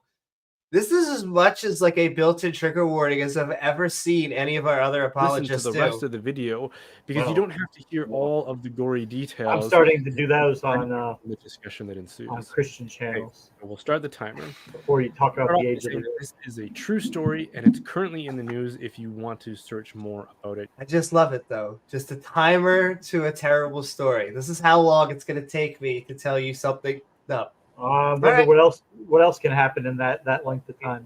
A lot. You could probably just search the names that I mentioned and the city which it took place in. It's true, and I'll give him credit where credit's due. Is I guess I shouldn't just make fun of him. It's just that it is seem odd that these are the same people that get fun of us for laying trigger warnings. But I agree with Sven. I agree. But a young single mother of two named Melissa DeRosier. The timer is still funny. Recently got a memorial tattoo dedicated to her husband who died by suicide by a tattoo artist named David Moss. And because of that sequence of events, they developed a friendship. But Moss, by all accounts, was losing his grip on reality, something that he claimed was a spiritual awakening prompted and nurtured and encouraged, as he claims, by the devil. Feel like that has to be, the devil? But I thought this was about atheists. You're telling me the worst event possible is someone blaming the devil? Okay. And on a night about a month ago, DeRosier... I mean, that's never happened before, right? James, I feel like this is a unique name. people have never like done horrible things and then said the devil made them do it before. That's I don't think I have ever in the history of history heard someone say that a demon made them do something bad. Right. And that's why I like having this channel. We get to the devil bring made new me do it. things. Yes, to our audience. At all. And so she planned to take him to the hospital, but before she could do that, she had to arrange babysitting for her 2 young daughters. So she picked up Moss and with her 2 young daughters took them home in order. Also, trigger warning. It escalates really quick. So like it's wholesome up until like a few seconds from now. And then he is gonna to put them to bed and arrange a babysitter. And while she was doing that, Moss disappeared to have a shower and a nap, as he claimed. But as she was tucking her 2 daughters in, he appeared in the doorway of their bedroom, holding a large pair of scissors. He then proceeded to attack DeRosier's 7-year-old daughter Bella in her bed by slashing at her neck with the scissors. Melissa obviously tried to stop him, but he easily pushed her aside and continued with his attack, nearly decapitating the young girl. Also, I had to watch this twice because I'm very lucky. I know I'm picking at a terrible event apart, but nearly decapitated means she was not decapitated, which is good. This was a terrible event, and clearly, I mean, for us, I think James and I are going to be in the psychotic break moments of what's happening. But I also want to go into what the media said about it and other things. He then dragged her dying body. I mean, it's like front entrance of their home. Like I know somebody I know who lives around here who said like he's like, oh, you'll never guess who I played golf with one time, and. Like, oh, okay. I can't guess who you play golf with. He's like, O.J. Simpson. He's like, and I'll tell you, man, he was like the nicest, most chill, like, he was just the nicest guy in the world. And I said, okay. I mean, I've never met him before, but then you're thinking like, well, I mean, what could make what happened happen? Like, he must have, something must have happened that night and he snapped. He went completely a break from reality. I don't know. It happens, though. It happens. Yeah. He's a cool dude. But I've heard that about murderers before. Like you talk with them, and they're completely, calm, and they seem nice to you. And I mean, this is a terrible situation. This is someone that clearly it started out wholesome. That was a full minute of that story up there was wholesome. And so, which is clearly you're setting it up to go all terribly wrong. That is why it's horrific. But all right, let's get through the next 18 seconds. You're left probably right, Sumami. Jealousy is a very powerful emotion. Indeed. Where he waited until the police arrived. And that is where they found him and arrested him. And when they interrogated him for an explanation of what happened, he calmly said, and that's the problem, unfortunately, Robert, is that many people like that are, in these horrible situations, they're highly charismatic. I mean, look at Ken Hoven. I still try to wrap my head around. Now, listen, he just did gravity experiments. He never, let's say, oh, I'm sorry. Now, listen, it's a much escalated down, but still, he did those gravity experiments. I'm not saying that he should serve death penalty for that, but I feel like a jury of his peers should put him away. He's still yes acted. But my point to bring that up is people tell us, James, all the time how fucking funny he is and sweet and somehow suave. And so there's something that's going on there that I guess the atheists just do not see. And well, I mean, it's if I use the word the dangerous ones, like Ted Bundy, you never women never looked at him as a threat because hey, he's cute, he's personable, you have a great time with him. But wait, I can attach Ted Bundy. Didn't Kent Hovind say that he converted Ted Bundy on his deathbed or whatever? Jeffrey Dahmer. Jeffrey Dahmer. Okay. Ted Bundy was converted by that was James Sven's Dobson. like, give us 5 more seconds. Okay, let's get through the 5 seconds. So that the was trigger warning will be done. James Dobson was Ted Bundy. And then informed them that excuse he me, did I it burped. because he liked it. Okay, so for those of you, Okay, hold on. Just he did it because he liked it. and then informed them that he did it because he liked it. Because he liked so it. for those of you, that is the important thing. That, you know, he did all this terrible thing. He basically almost decapitated a little girl. And at the end of the day, he said it was because of Satan and I liked it. Or a demon and I liked it. Who knows if it's, you know, a demon or the demon. He's been handing out cards lately. That's what BTK Dennis Rader said at his said he told the police, and he told them when he was being sentenced that he called it Factor X, a demon that got inside of him, and he spent about 15 minutes at his last hearing talking about how much of a Christian he is and how he thinks he can be forgiven and go to heaven, and for murdering at least 10 people. That now they found evidence he might have killed even more, but he stopped confessing right when Kansas brought the death penalty back. So the last thing he confessed to was a few years before that. He hasn't confessed to anything else, so we don't know. But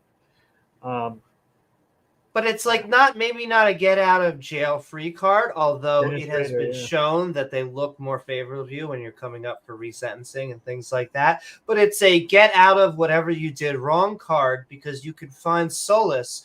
You can ask for penance and forgiveness and never really truly ask forgiveness or penance from the people or family that you hurt. So that was Dr. James Dobson, who met with Ted Bundy. And, of course, Ted Bundy, he blamed his victim count is up. It's in the 30s. Nobody really knows how high it could have gone, but he blamed it on seeing violent porn when he was younger. Like he saw some BDSM type pornography, and that just polluted his mind, and he got obsessed with it. So he decided to go out and kill women. And if I could call out one more thing, all right? I don't normally do this because I'm on the side of the TOS and the side of science and the side of all this stuff. And I am actually on the side generally of media. I remember once I worked for a campaign. And I was sitting there helping record someone who was trying to become senator, and I was trying to I was trying to squeeze in between people. And I said, "Oh, is this, am I allowed to be here?" And they said, "Well, this is for media." And I said, "Oh, well, I work for so-and-so." And they say, "Oh, then you're part of media." And I was like, holy moly. That was a pat myself on the back moment. And so I've always thought about that. I tend to be more on the side of a free press. I think the press can do more good than it does bad. Nonetheless, with all of that, and James, you always ignore everything that I say until I say the but, because that's what I'm truly trying to say. Yeah, right. I'm just preambling until then. Yeah. They seem to tend, when I looked up this murder, they tend to lean in his marijuana use for why he killed her. And as a marijuana user and someone who knows many people who partake in marijuana and have for a long time, I struggle to connect smoking marijuana to stabbing a little girl in the throat. They seem the most. I used to have a joke how you could never. It was always someone who had a drink before a fight. It was never someone who took a hit of wacky tobacco before they went into a fight. Now listen, that doesn't mean that you can't be abusive and smoke weed and basically have the heart of an angel and get drunk all day, because both of those things are true. It's just very hard for me to feel like they are also not scapegoating another form for that. So yes, I mean, Well, yes. I don't And think it really. Go ahead. now, I'll give that other because I see Sven. Now, listen, because it is a low-range psychedelic, the lowest that I can think of, yes, it can possibly upset a mental condition like schizophrenia or something like that if and when those two things collide. Now, at that point, I would still probably, I don't want to say blame the mental disorder. It's not what we want to do. We don't want to. I would just say that it just feels like an easy out and possibly not really the right thing that we should be blaming. That's just the route that because the defense attorney was trying to make it seem like I'm trying to they use the demon excuse, they use things like that, and yet it turns out that they also use past marijuana use and things like that because he seemed to recover. He became a little bit more chill as he was in the hospital after a vicious attack occurred. So I'm putting all those things out there. That's the things that I have found. We'll get back into it because he uses this. Once again, I think this is a horrible, horrible event, but there are worse events that are being done in the name of religion with sane people all day, every day, right now. And so I don't like I think each substance affects people differently, so I don't like to get into this. Oh, like one substance is okay and the other, because they all affect people differently, sure, absolutely. So I mean, there are people who smoke weed and they are violent. Is the weed that caused them to be violent? Maybe, most cases probably not, but it just depends on what effect it has on you. If you're the type of person who has 2 shots of whiskey and you want to fight everybody, well, I mean, maybe that's not something you should be partaking in because that's how it affects you. But there are people it doesn't have that effect on, and there are people who might have different effect of marijuana or even like meth, heroin. They all affect people differently. So I don't like. In other words, if 2 shots of whiskey makes you a violent person, don't take 2 shots of whiskey, but also don't ban people from trying to drink whiskey. And I think we can do both of these things. You joining us again. I just told the story of a man named David Moss who committed a murder in the city that I live in. And that when he was arrested, he told the police that he did it because he liked it, and he is now standing trial. So, if you want, once again, that's one of the reasons they're using for psychosis because he said and he liked it, which is a horrible thing. Anyone who gives us the reason they like killing, and yet these sound so obvious, and yet we get these types of questions from theists, like, "Well, why don't you go around?" Just murdering people. Oh, at least I know exactly where it is because he had a timer. Look at that, James. I mean, it turned out good after all. I think that is I think there's a lot of pent up rage. Like people just want to take their anger out on society, they feel rejected by society, so they want to, do something back at society. Like look at the guy from Newtown, Adam Lanza. He was not right in the head. He was off in the head. I mean, he had lots of developmental and psychiatric issues, and he just wanted to say "F you, I'm gonna kill the thing you guys care about most, just to show you how much I hate you guys."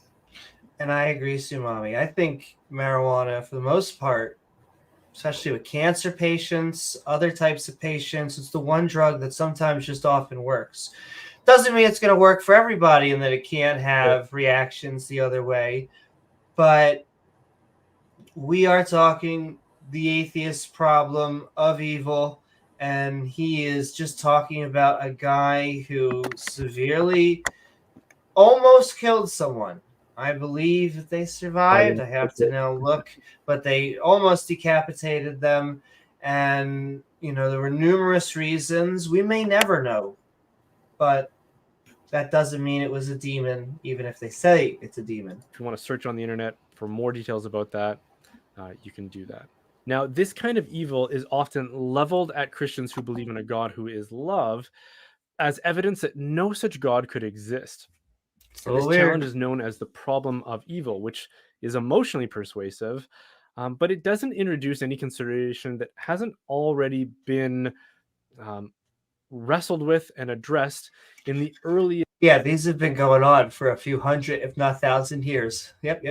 Right. The earliest writings of the church, as well as the earliest pages of scripture. But for whatever difficulties arise for the Christian in reconciling or accounting for this kind of evil, I think there's even a larger difficulty for a materialist atheist, because materialism is the belief that the physical properties of the universe are all that exist, or that all we can experience All right that we now. have access to at the present time. Yeah. And I'll give you another. There's more than just matter. There's energy, which I think is often just thrown away. And I don't just mean woo energy. I mean the energy to do work as our neurons transmit signals. That's matter and Thoughts energy. in your head, they're immaterial. Your ideas, loves, hates. there is no invisible transcendent dimension of reality. Gravity? Only what can not be observed physically. transcending reality. But if you hold this view and you want to It doesn't arrive say at a that there's rational not, just you explanation can't perceive it.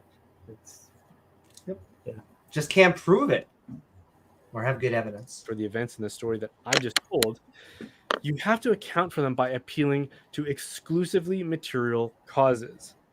So your explanation would have to be something like evolutionary conditioning in unattached male members of a mammal species causes them to treat the offspring of their rivals as a threat, and therefore not in all and then he's going to cases. do it therefore. But they often get upset. One when we event, use- he says to apply that to all males, and when like evolution causes like disorders. People get all kinds of mental and physical disorders from evolution. It's not perfect. It's an unguided process. It's by trial and error. Throw a bunch of stuff against the wall, and 90% of it'll fall to the ground.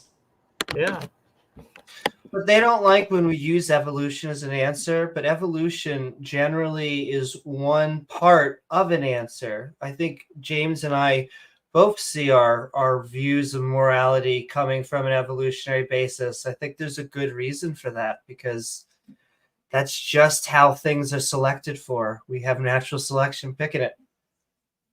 or they can have a strong instinct to do harm to those offspring. Now, I'm not saying that that is a possible explanation, only that that's the kind of explanation you have to make, in that it I appeals. see other people's offspring all the really time, and I don't have an causes- inclination to harm them or kill them. Exactly. That's just stupid. They actually make it, I think, more difficult, because if we were to go around lobbing people's heads off, it would not be a healthy, functioning society. You could say that's just my opinion.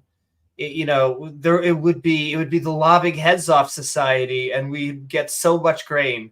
Please connect me there, because it makes no sense. It doesn't make sense morally. It doesn't make sense as a actual intelligible system. And so, by its nature, by the selection that we have in a cooperative system, we work together. Ingredients in the explanation. And if you want it to be a satisfying explanation, Baby, it has to be more than just speculative invocation of Darwinian evolution. Because too often, this is a complaint of mine. I just don't like evolution. I find people simply referencing evolution to add legitimacy to blustery speculation. Are you guys ready for it? I got a fantastic new slogan. See if you can hear it in the upcoming. You'll love it. That might account for some phenomenon, but with no actual observed evidence to support their claims. If we're really committed to being logically consistent, committed. James I think we have to do better than explanations that go something like "because evolution" or what I love that, by the way. We're not up to it. Keep on waiting. But I like how they're like, come on, you can't use evolution as an explanation for things. Well, yes, we can. Well, I mean, it can't be. What else is there? Like, oh, how do we explain having 2 arms? You can't just use evolution. Well, yeah, we actually can just use evolution. That's why we have 2 fucking arms. What's up, Titan? I would describe as an evolution of the gaps type argument. Oh. This is I remember that part. Come on, boys and girls. Was that not as good for you as it was for me? Smokey Saint used to call it naturalism of the gaps. Like, oh well, when there's a problem, you guys appeal to naturalism. Yeah, because we know that the natural world exists. We have plenty of examples of the natural world solving problems and giving us answers, real answers that we can test. We have no knowledge of a deity existing. We have never found that to be a rational explanation for anything. So when we appeal to the natural world, we do so with history, with our proven track record of success. When they appeal to their God for something, they do it with nothing, just baseless assertion. And we don't just say evolution there, that's the end. Like when we ask, who created God? And they say, oh, they don't need that. How did God do this? How did God make the diversity of life?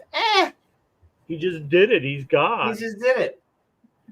Where did God come from? We don't know. We can't understand God. Generally speaking, with evolution, we could tell you how different social species started working together, how mammalian species, and then also we have birds that work together. We have dolphins that work together. It's not just humans. And I also think it's really important that we admit that what we're describing isn't so rare or so new that a lack of an explanation is acceptable. This happened in my hometown last month and has been going on since before we have records of it. I mean, sure, because you're talking about murder. I mean, it's horrible and it has existed for thousands of years. But yes, killing exists in the animal world too, and like it or not, we are part of the animal world.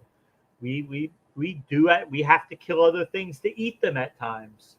We have to be able to defend ourselves if we're threatened. We have to be able to defend our family and our kids if we sometimes have to kill. So having that ability, does that sometimes mean that can be triggered by things that should not rationally justify killing? Yeah, it does. And they do get triggered. Those type of instincts do get triggered by things that they shouldn't be. And we oftentimes run when we hear a rustle in the bush, not because of some sort of supernatural sense, but because our ancestors either ran because it was a tiger, or they ran and it was just a rustle in the bush. And that's okay, because by doing that, they were actually able to escape. Better be safe than sorry, right? Exactly. Well, it's fight or fright. And so if you're a little too cautious, then you're still gonna be okay than if you're a little too reckless. According to the book The Sociopath Next Door, I believe by Martha Stout, 1 in not Martha Stewart 20 people are sociopaths. So this is, I would argue, the kind of thing that we should have. I don't know if that's true. I feel like we should look that statistic up. But nonetheless, this is the point they always bring up. Psychopaths exist. All statistics are made up. Including that one. Exactly. Well, they always bring up psychopaths, as in like psychopaths exist. Therefore, we have to have an objective system that comes from a god, or else these people will run around. Meanwhile, it is our legal system and our judges and our police and all of that actually keep psychopaths. Once again, I am chaotic good. I have a hard time following laws and government systems and all that. However, I'm not an anarchist. I understand why we need these legal some rules and moral systems. Yeah. Because I'm not going to kill everybody. I understand that there are psychopaths out there that are going to kill, but that doesn't mean we need to go to an omniscient, omnipresent God, not to instead just have a moral system. We're just going to have to do it. It has to be us. By the way, that's all we have. For. That's all that we have, because God, he can put whatever he wants to put in his book, but when it comes to actually doing shit, we have to be the ones to do it. Like, a lot of people like to say, "Oh, my rights come from God. I get my rights." Well, okay, tell me how God enforces your rights. You get rights from God, right? Okay, so if someone's violating your rights, pray to him and then see what happens, versus, address it through the means that we have. I'll take a secular legal system any day. Right. If someone's violating your rights, then you can sue them, or in certain cases it could be a police matter. But pray to God and say, God, someone's violating the rights that you gave me, and see what happens. Said in so much love, Sinister. That's right. I will say, not to be a bootlicker, but I love the government schedule of being a teacher. They're like, oh my God, snow. And then we have a day off. And so I could not be... I've been trying to make jokes towards James. I'm like, do you know what this is? James, have you seen this before? It's called white powder. I think we call this snuh. Oh, you said white powder. I was thinking of something You else. got right. I know. Oh, I know. Oh, Amy's dreaming of a white Christmas. uppers, they're not my thing. It's the Amy's ADD. dreaming of a white Christmas. But for other people, all I'm over dreaming her of white face. Christmas. Oh, that type of white Christmas. Yes, Yeah. that type of white Christmas I'm wishing for. Exactly. And I want it to be all closeted Christian, Muslim, or Jewish men. That's where it has to be, very specifically. What's your famous Oh my saying? goodness. I want to force them. You would suck a rabbi's dick. Hey, listen. I want a rabbi, a priest, a pastor, and an imam. So I guess that'd be a fivesome. But I need that to happen. Oh, I said I was going to read a letter. You could have a guy from every denomination, every Christian denomination. I forgot. Let's get to the end of this, and then I'm going to read a letter. My femboy gave me a letter because I collect religious propaganda, and he got one, and I forgot about it. Oh boy, we get them all the time at work. People hand out little cards like "Jesus loves you," and I would like to love Jesus back. Just when I send him cards, he, seems to get all upset. Come on, they were tasteful. I was bent over. All right, let's get back over to the atheist problem of evil. And if we don't, then we have to concede that there is a flagrant deficiency in a very necessary understanding of human vitamin D. Nature. And if we can't even understand the basics of human nature, something for which we have insider knowledge, I think it would be audacious for us to assume that we can have any meaningful knowledge of things which are external. Oh, he does his eyebrow there. He's got his one eyebrow raised. I just want to say he used a lot of... I can understand everything he's saying. It was just a lot of jargon words in a little bit of time, which always makes me suspicious, like someone's hiding something. That doesn't mean that he was. Just saying. Like you're talking to a lawyer and he starts using a bunch of legalese. Yes, I can tell when a precept goes into their script. They stop acting like a human being. It's this very weird thing. But then whatever. It's like a lawyer, like a lawyer. Legitimate, meaningful knowledge of the universe and things that are external to us. Let's not stop short of insisting on a coherent explanation for this kind of human behavior. So again, if you're an atheist that believes that all there is and all that happens is accounted for by physical objects participating in or the Big Bang, depending on how, because I always get the same question, which is, where do you come from? And I say, my parents had sex, and they always go, oh, I don't mean that. And yet that's the answer they don't seem to. Yes, sexy time all the way back until single-celled organisms. And then you have mating types in the thousands, just like fungi have in single-cell organisms. And then you have before, you had mitochondria You had that all the way back until they were basic chemicals. That's it.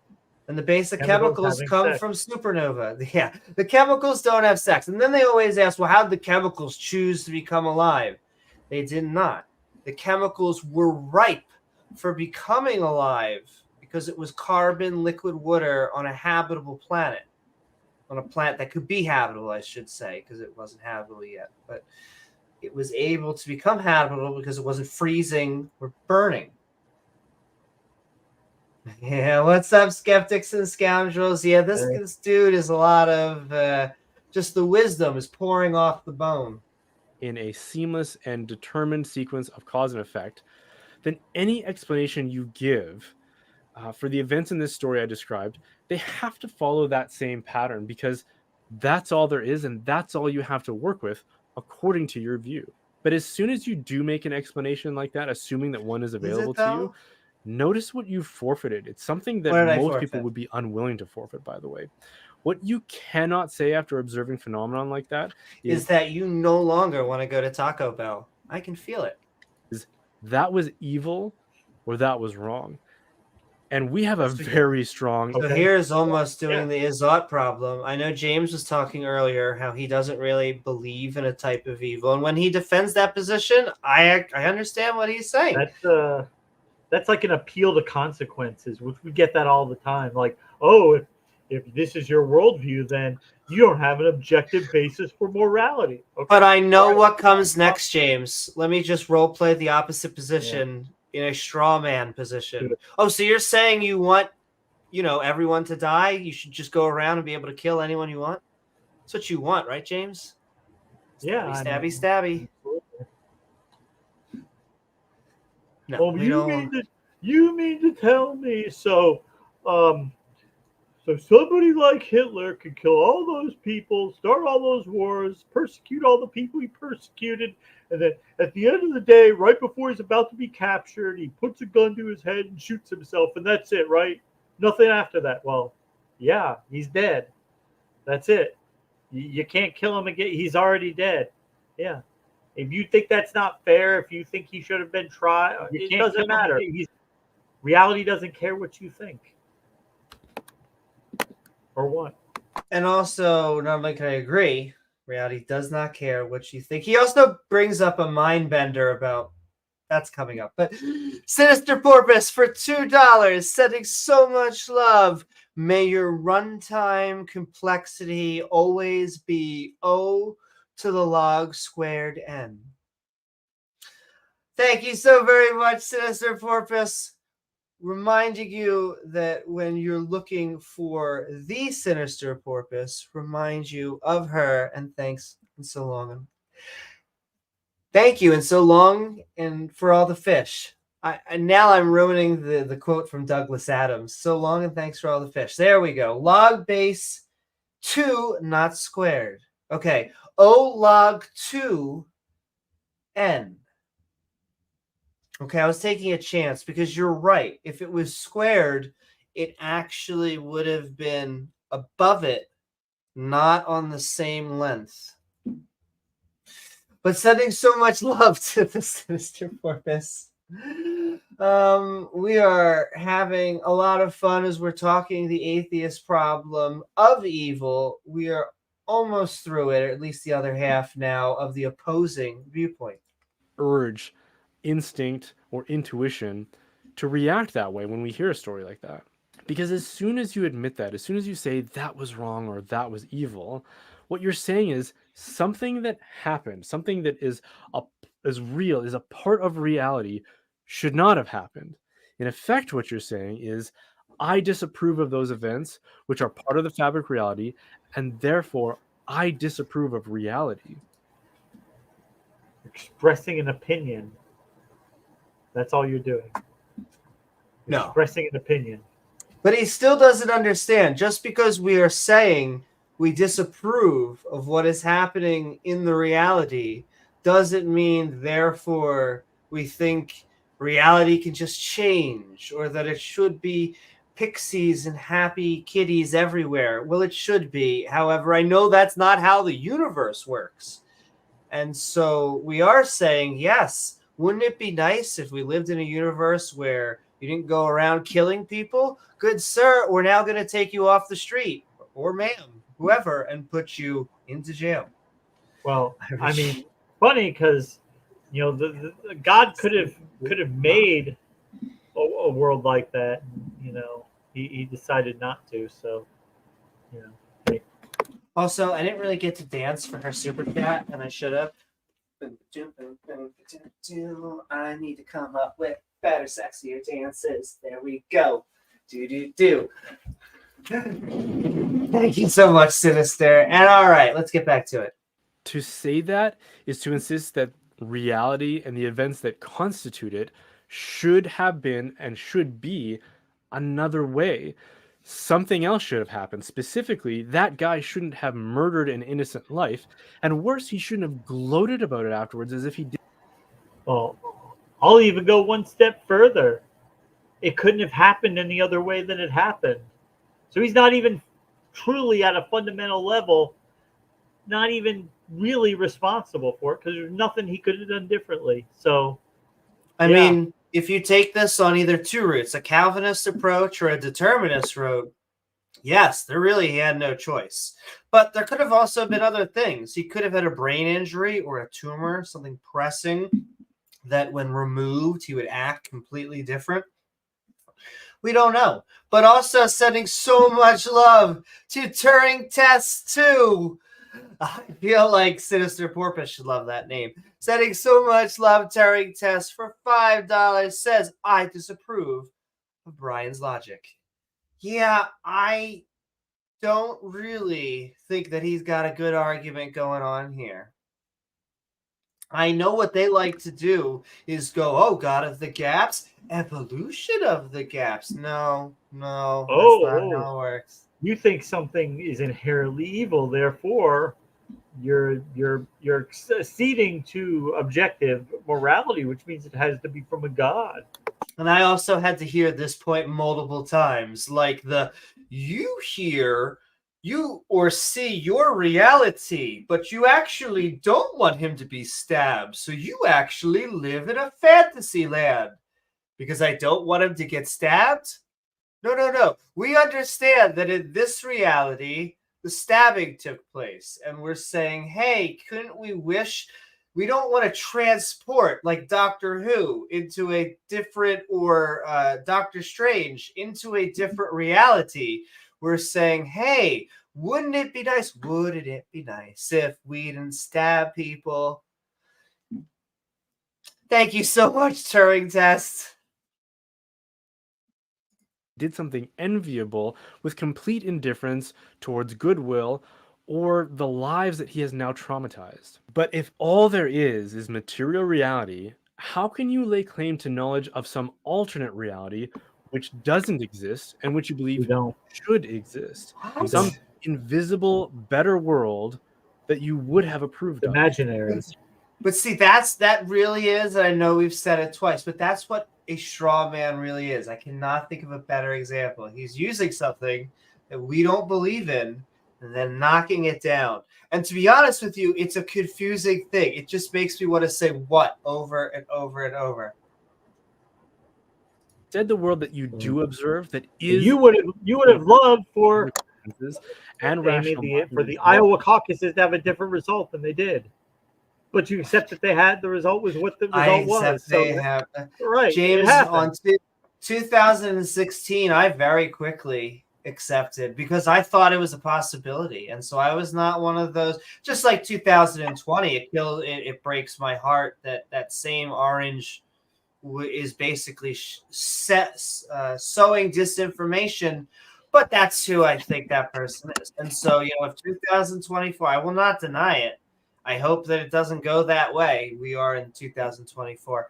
But in November, I should say, because denying reality doesn't help. It doesn't help even the people that oppose the views. You can only deal with reality when you accept it.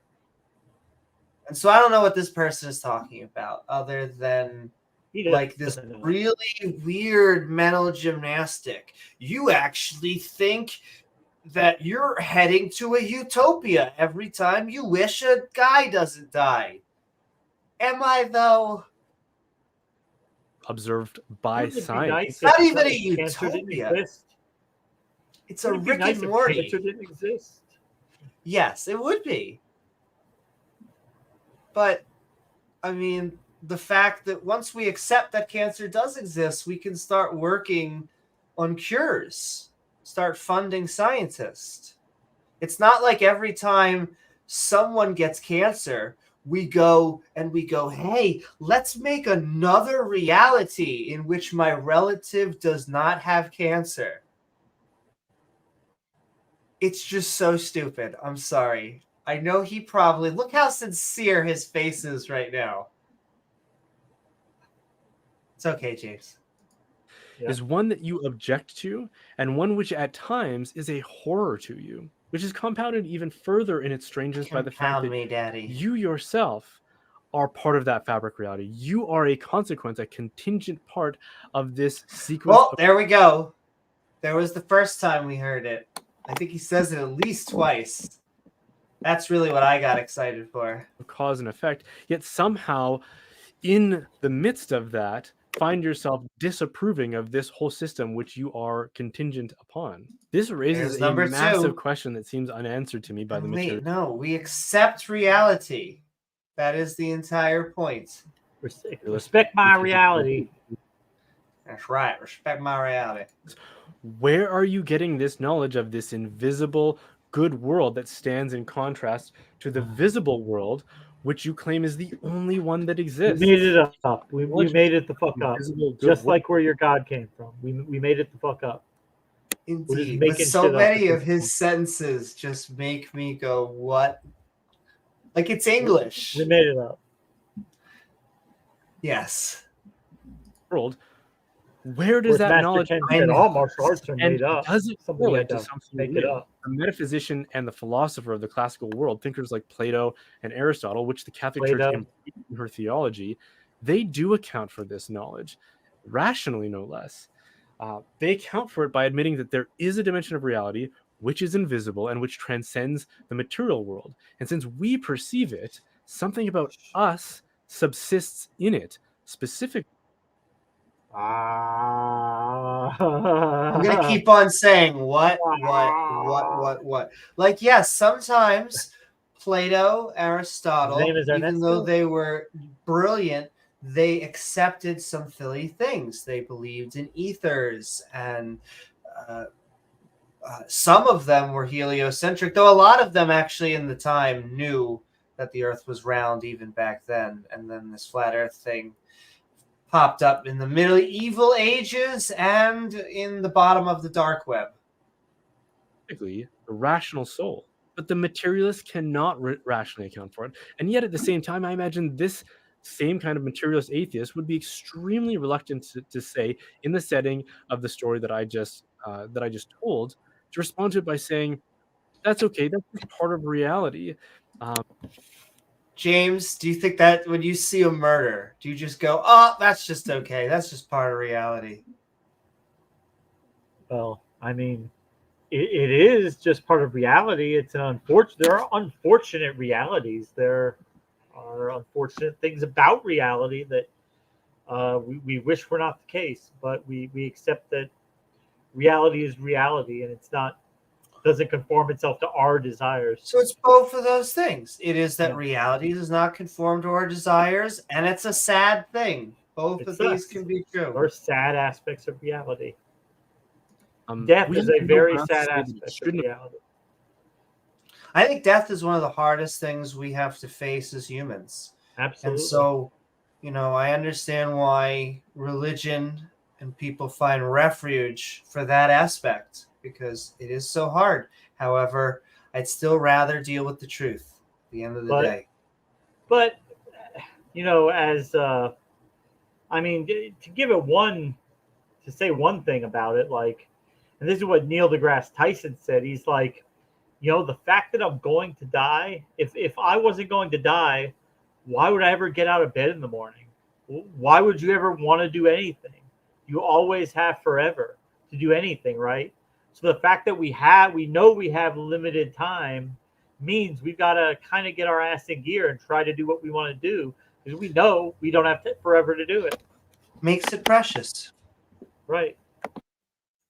Have happened, it did happen, and therefore it was necessary that it happened, because what happens is all that there is, and to say anything more about it Another is buzzword. to act as if there is something more than what happens or the physical world. And be honest, at least with yourself, if not with me.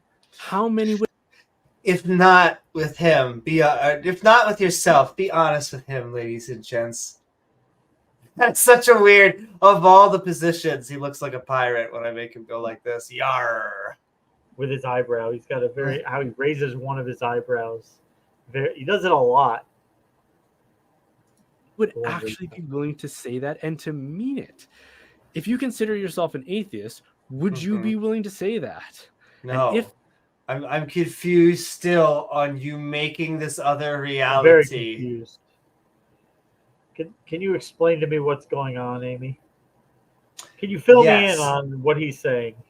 What he's saying is that he needs to cut a bunch of wood so that we can hunch down in a log cabin and make s'mores together really close and tight. And then he's going to tell me what the contingent necessary thing is. I think. Probably. I think that's what he was saying. Said? Yes, basically. So he called 911. Can you right. admit that your belief about the scope of reality is gravely insufficient and inadequate as a means of explaining the world that we experience? Yeah. No, I'm still going to go with science. But yeah, what James is going to say to him. There are, like I've said before, like the true nature of reality, right? So if we were able to pull ourselves out of the universe and look at the multiverse and pull yourself out of that, whenever you got to a point where you couldn't pull yourself out and go any further, would you be able to comprehend what you were looking at? No. You wouldn't know. You probably have no fucking clue what the true nature of reality is, because that's not what we evolved for. It's way bigger and complex than we are. He said, well, that sounds like a god. Well, no, it sounds like reality. It doesn't have to be a person or, have agency. It's just what it is, not God. And on that note, we are going to come to the end of the opposition viewpoint. The rest of the 2 minutes, we didn't just stop sharing. He just starts shilling for another 2 minutes. I can't blame anyone. Once again, we try and keep the lights on too. It's just, you guys don't need to hear that twice at least. And so, sending love to our producer, Gizmo. So what we're going to do is Skeptic and Ranting, unlike our Midnight Ranting, it tends to have a shorter open mic, but we always want to give people a chance to do the open mic. I've got like 30 minutes or so. Okay, that's actually the perfect time. That's perfect, because I got to at least do family stuff and grading and a whole bunch.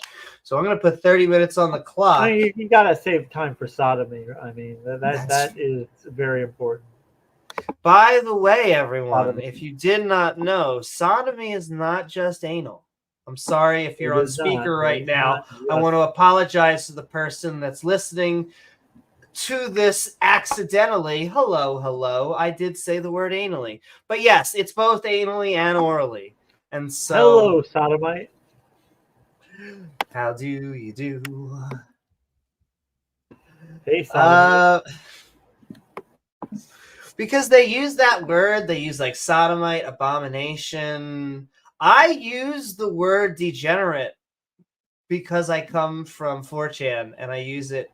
Because it's it rings so nicely and it upsets them so much. I always get the same response back. Who's calling it degenerate? Have you looked at the like they can't even function English.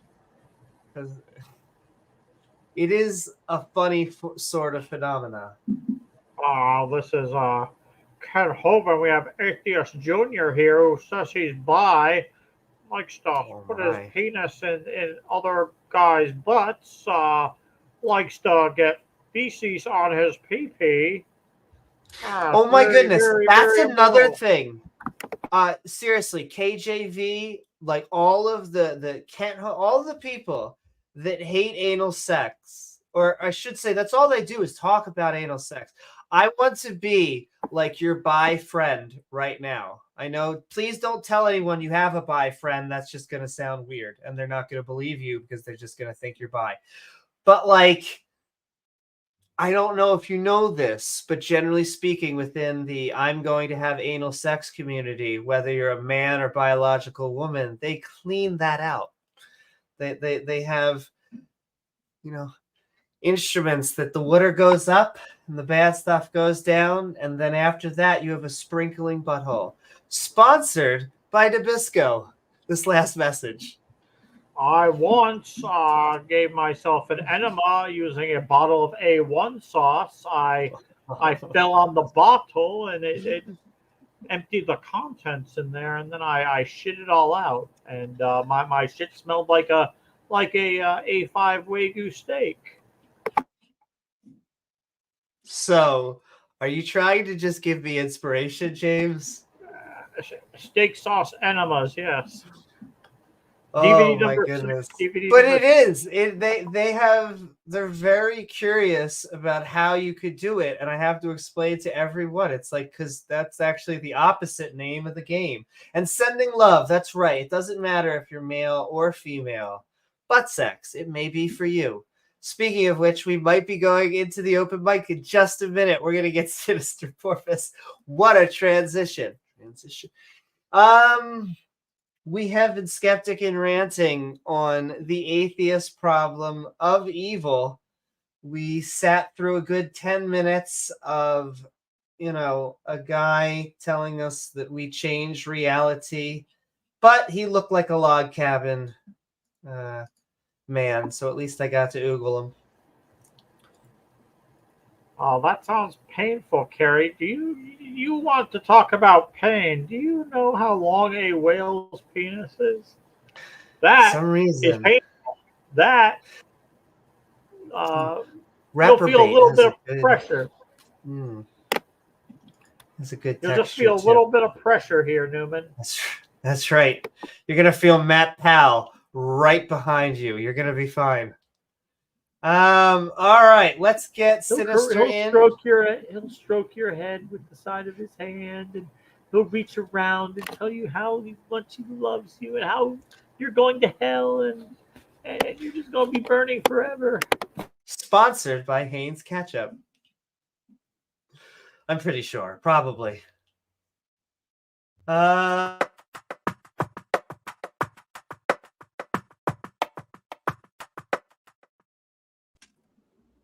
I am sending so much love. We are skeptic and ranting on the atheist problem of evil. Dun, dun, dun. Ooh, what's up, Hill Hugger out there and everyone else? The Sinister Porpoise. Welcome, welcome. We are ranting and skeptical. What are your thoughts about the topic or anything we've been talking about? Amy, start passing the poppers out. I just want to say, if he wants to become a pirate, he certainly has the look down. Maybe get an eye patch and master the dialect. You also have to get a scar, but only over your eye. A Christian pirate, matey. But unfortunately, I missed most of this because I was working, because they did not want to cancel school today.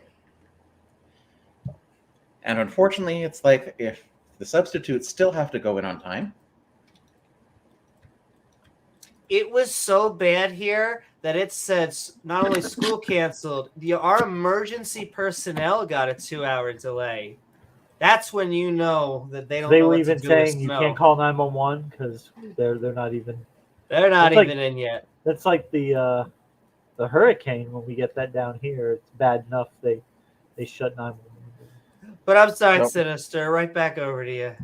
So like I said, I missed most of it because I was in the library reading syllabuses because I was only needed this morning. And of course, I have to figure out what the professors want for the master's classes, which But the atheist problem of evil, it's like, I keep hearing this. It's like, guys, stop doing the tu quoque thing. There are problems with the atheist position. This is not one of them. The only reason the problem of evil exists is because you want to give your God 3 properties. Take away one of them, and it goes away. And the other 2 No, of them he's got to be all loving, all knowing, all good. Sinister. It's called the Gotta be rule all- of 3 for a reason. Come on. Well, if they take away omnibenevolent, it's not a problem anymore. Or omnipotent. That's why I He's think this isn't a maximally problem for good. atheists. Because we're like, Maximally we powerful. can picture an evil God. Like that's very easy for us. But yeah, they trip over it for some reason. And guys, if you want to actually take a look at the religion you keep lumping together with you, they actually have a different picture. They don't necessarily think God's omnibenevolent. Some of them do, but I don't think all of them do. Oh, there are some things I wish were omni, but they don't seem to make it into the books. Just Well, the teasing. Book of Mormon does have a book of omni, but it's not the same thing. Oh my. I think it's a relatively short book too, but the Book of Mormon is not the issue here. I also think I saw once in a holy text the Omnicron. That had to have been right. Isn't right? that the Transformer that's like Galactus? Oh, that's Unicron. Oh my goodness, how fast you were able to call that out actually makes my heart sing. I mean, if you want to say Oh, if you want to say the Transformers movie is a holy text, it's like it wouldn't be the worst holy text I've read. I'm pretty sure both have been going on for the same amount of time, right? What, the Transformers and And Religion? the Bible, religion, yeah, basically the same amount of sequels. I feel like the Transformers has to at least done more at this point. Can I help you, Athena? Yes, cats can always help us. No, I think she wants help. I don't really have a lot, so That, I that's really okay, wish. Sinister. I was gonna say, I wish I caught more of this guy, but He's a woozy. because the last thing I caught was someone. A lot of people responded to someone named Redeem Zuma. Redeem Zuma. Yeah. A lot of the atheist content seems to want to respond to is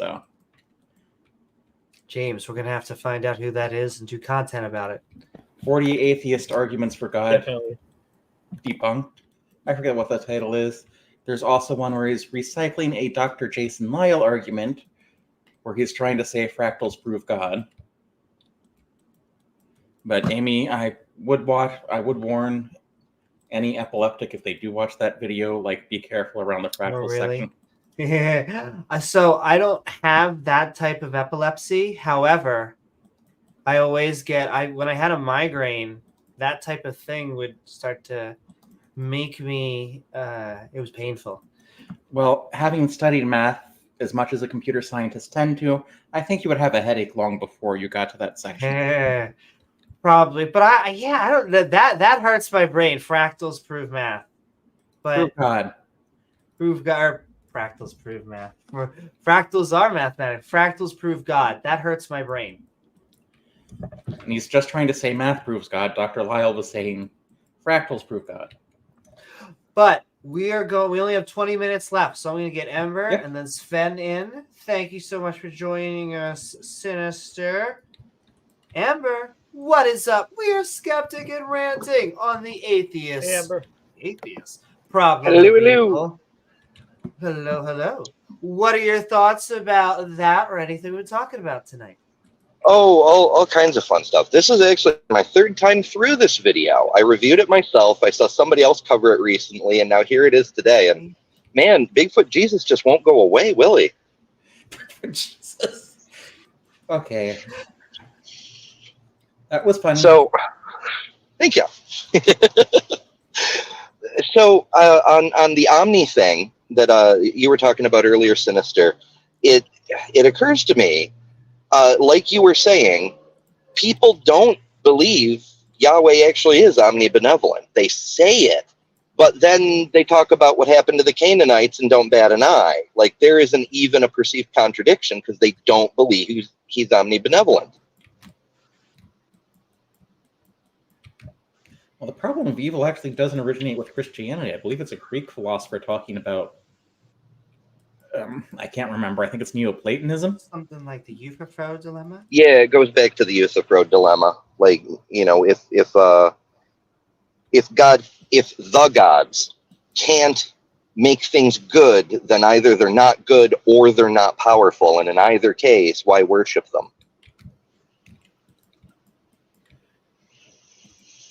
But as far as Brian, he may be onto something. He thinks he's really, really clever, and it's almost hilarious because it's a joke. But if he's discovered a way to peer into other realities, we should be researching that, because if we can see into other realities, there may be a way to access other realities. And can you imagine what would happen if we opened up the multiverse and all the infinite possible Earths? We could have the cure for cancer today because on some other world they've already found it. We could have space flight solved today, the energy crisis resolved, and homelessness. Oh, well, there's an infinity of empty worlds we could all migrate to. Well, the thing is, as soon as you open up other universes, you know computer nerds are going to be installing Linux and Doom on them. Mm-hmm. Oh, yes. But Ember, you're not the only one.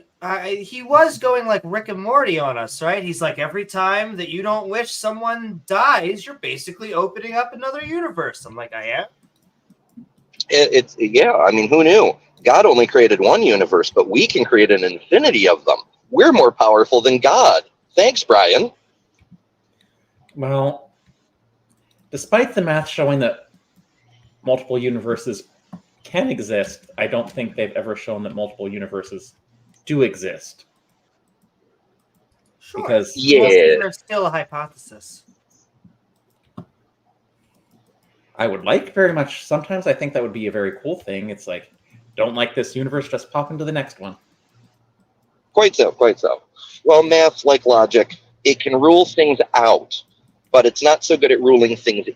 It can only show a thing might be possible. We still have to go through the normal apparatus of observation and experimentation in order to demonstrate a thing really is there. I believe that's what happened to string theory. They had a lot of math that worked, but when they finally came up with testable predictions, they all failed. But I don't know. I don't know. To my knowledge, they haven't managed to come up with anything testable yet. The math is very beautiful, but I don't know. Maybe they have tested it and it didn't work, and that's why no one talks about it anymore. Yeah, still string hypothesis. Bring back up hypotheses. Yeah, I swear it's like they did come up with some testable predictions that failed. But, ooh, maybe we're from different universes. One where it failed and one where it hasn't been tested yet. Well, goodness. Keep in mind, I'm not a quantum physicist or a string theorist.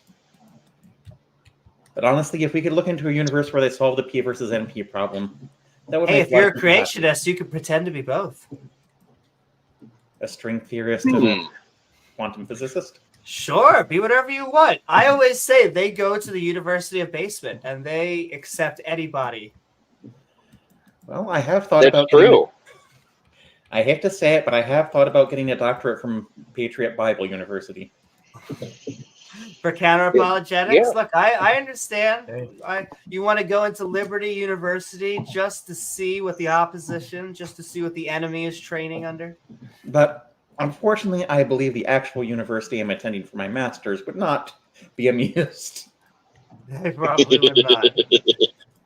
They're like, this is accredited by pigeons. Like an actual pigeon has signed this. How did you even get a pigeon to sign this? A trained pigeon. A trained pigeon. I say they have an excellent zoology program. I guess so, right? It's the one thing they Oh. do really well at Patriot Bible University.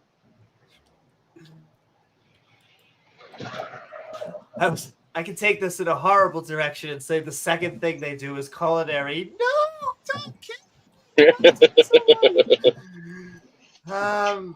But Okay, we're gonna get. Oh, say it's sinister, and then we're gonna get Sven. I was gonna say there's no need to pick on Kent Hovind other than the fact that he's Kent Hovind. And on that note, and a margin of agreement there, really don't need any other reason to pick on Kent Hovind. But Sven, we are skeptic and ranting. We have 13 more minutes. In fact, we are talking the atheist problem of evil. Welcome on board. And what are your thoughts about the subject or anything we talk about? Good afternoon. Yeah, I've enjoyed it as always. I just wanted to kind of make sure that, like, this question does come off as an understandable question, because, like, someone saw shooting stars, and they're like, "Oh, we have a problem of falling stars," and then you explain to them what comets are, and there's not just these stationary celestial bodies, there's moving ones. Like, they had a problem of falling stars, and now it's been solved. It's like if Christians or any spiritual person believes that evil exists and they see this phenomenon in the world, it does make rational sense to ask the atheist or the nominalist to explain evil. Like, and I can see us going down a psychology round, but like, it does make sense, correct? Am I crazy? No, I think that it's fair to ask us the question. I think that almost always you will find that our answer doesn't stem from atheism, and so I think that has to be built in for us. But I do believe that these are questions worth asking and that we should be asking them. Well, the problem of evil isn't about what is evil. It's about why is there evil if we have a God with these properties. Right, but I don't think like someone would be asking an atheist this problem of evil, because atheists don't believe in God. So I think he got towards the end where Amy had even asked James, you know, like, would you say, oh, someone just died, it just happens? And like James was like, yes, but there is all these other caveats. But like, there are people, me included, who can't just add caveats to that. Like, to me, it's easy to just say that action was evil. And it does, like, thankfully I'm in my 30s now, so I understand people are also unique and different, but it does always shock me when people are like, yes, it is just part, but then add these caveats. So I do think there is a problem of evil to ask a nominalist or naturalist. And I do believe there are things where I could just say, this is evil, this is evil, this is good. I think there are almost ways that it's 99.9% of the time. And I know what you're saying is I want that clean, and I would give it to you in almost every, because I think if you were to just say, going around, killing someone's head, that's evil, right? Yes, that's evil. And we should build a society basing that. I think they always get worried that we have to put, I would say religious or spiritual people, that we have to put asterisks. But I would say that our asterisks are in responses to the conversations that we had with theists.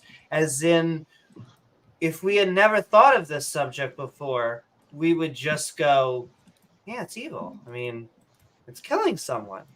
And then what happens is they come to us with quandaries and hypotheticals, and they go, well, what if someone was, you know, we have the 5 people on this side and the 1 person on this side. I think that's the famous classic, you know, moral quandary. And so after you're faced with these, I think that you adjust your position, and it makes you have these asterisks that can probably be annoying if someone is just looking for, I mean, come on, it's murder, it's rape, it's evil. Does that make sense? It does. I'm glad you kind of brought up the Charlie problem, because I don't see it as a problem for an absolute moral system, because like in a Charlie problem, even if I had to pull the lever to save 3, I'm taking an action. So that action is evil. Like, we can talk about we're in a fallen world, and so there are things to create justice, because in the form of the realms or in the perfect world, there would be no need for justice because there is no evil. So we have certain things that we have to take into account: courage, bravery. It takes warriors and leaders to make these kind of decisions. The average person is not equipped to make them because you are still taking an action to do a harm. So it's still, the action was evil, but then we can talk about caveats after, whether it was justified or whatever.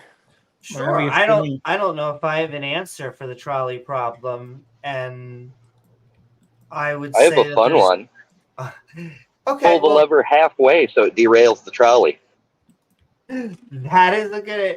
I think that might defeat the purpose, but you're right. And then it just falls over. That's what I We do have with to find false out. dichotomy. We- Find a third option.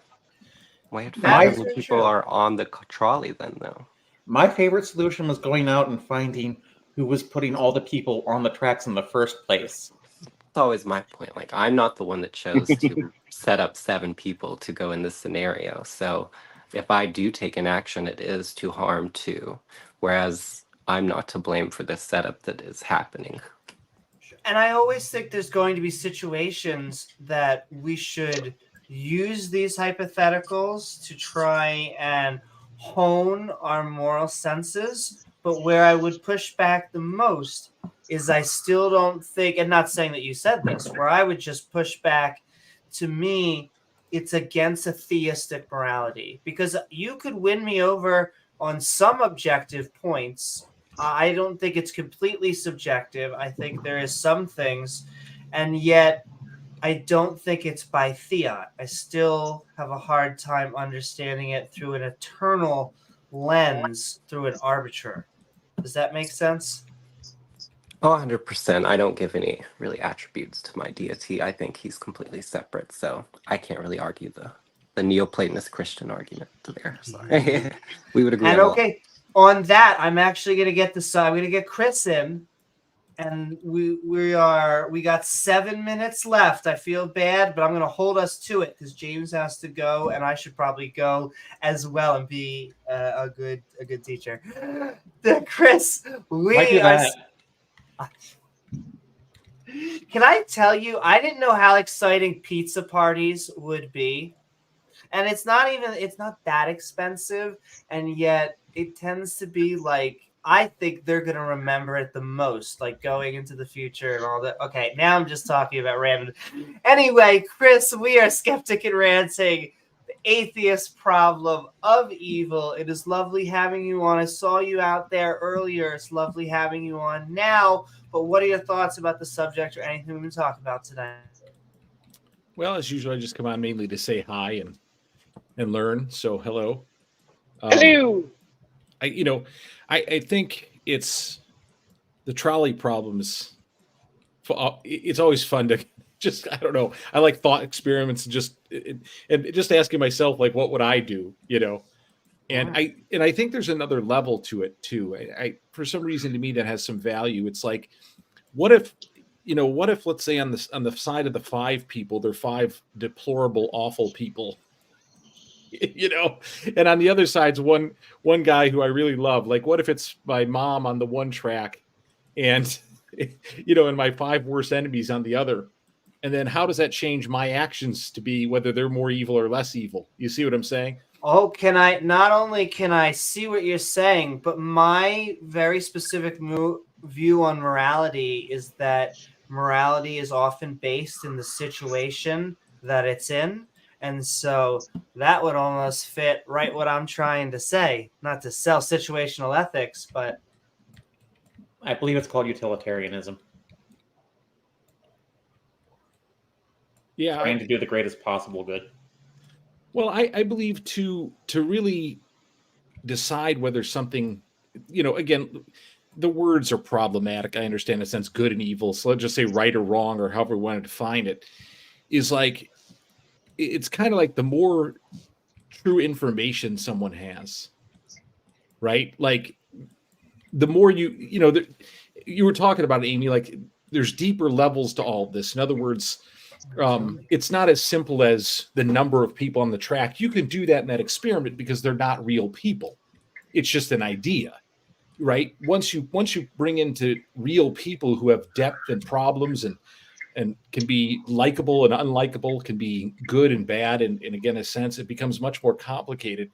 And so it's like the only one who can really pull the switch or make the decision is the one who has actually all the information. And so, you know, again, I think, not to interrupt, but I think that's part of the dilemma, is because you only have partial information and you're still in a position where you have to make a decision. Because if you don't pull the lever, a decision gets made for you, you know? Yeah, again, I understand that in the part of the in the trolley dilemma. You know, it's like, you know, so you do the best you can with what you know.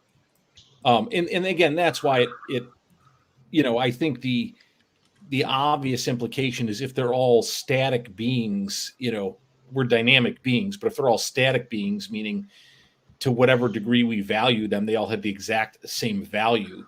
So let's say they all have a value of 1, right? I'm just making up a numerical value for them. Well, then 5 is greater than 1. So you save the 5. But it's just simply not, of course, in a real world scenario, that's not how it works. We do tend to attach values to people, whether we admit it or not.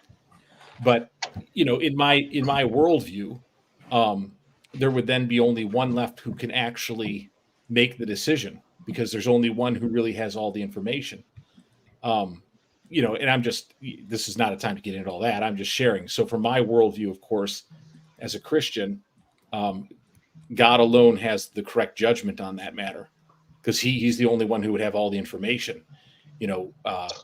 And again, it doesn't play out in the truly trolley situation because they're static. I mean, they're literally just, it'd be the same as putting the numbers 1, 2, 3, 4, 5 up there in the dilemma, right? Because we're talking about people who are just non-existent, you know, again, static beings. They're one-dimensional. So except in the multiverse. Yeah, well, in the multiverse, yeah, I find the multiverse to be one of the most interesting propositions out there. You know, I find it, one, I think we have to be honest as skeptics, right? So I'm not coming from this as a theist. As skeptics, we have to be honest and go, you know, there needs to be something more for us to jump on that and say, here's something that we can really say is scientifically testable and provable. Like, right? It's, from my understanding of it, and I haven't studied it heavily as maybe you guys have, but it's a fascinating idea, and we can look at some things in the world and go, hey, maybe this explains some of even like the theistic arguments of you know, the way the universe looks finely tuned. And it's like, well, if there are enough of them, right? And so I think that's suitable. But I don't think it's something to where it's at the point yet where we can say, hey, this really has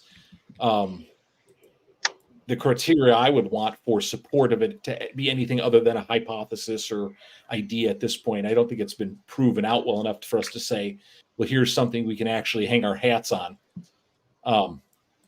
Again, I'm no expert in the multiverse, but I find it fascinating. I just find it a very interesting concept.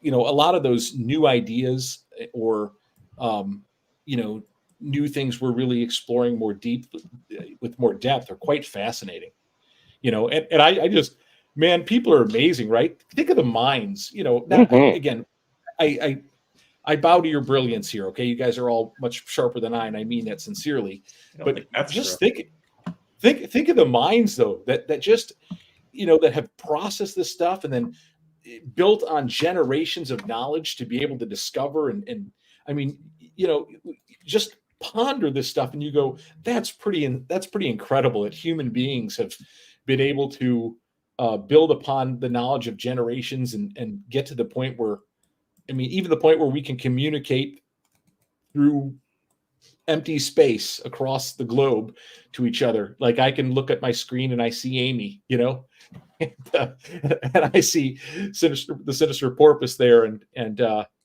But by the way, this may be way off, and you can correct me, the sinister porpoise, if this is an improper question.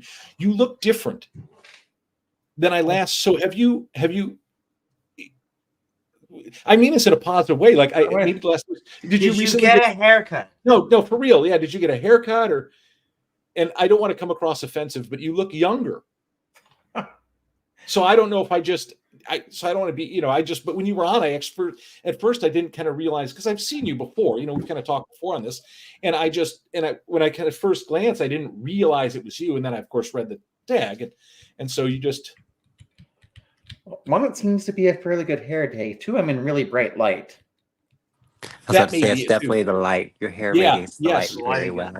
Thank you. Yeah, that sheds some light on the because I just noticed. I'm like, yeah, but that's it. You seem brighter, and so it could be the light and also having a good hair day. But anyway, so I don't need to talk That anymore. is okay. We may actually go in opposite order of what I have originally presented, because Chris, you just talked, and so I think we'll go in opposite order. You brought her up. We're gonna bring Porpoise up, and then I think it goes. you have to go. We'll go in true opposite order. James is going first. All right, boys and girls, we're going to be doing our outros, and that way everyone will be able to get something to say.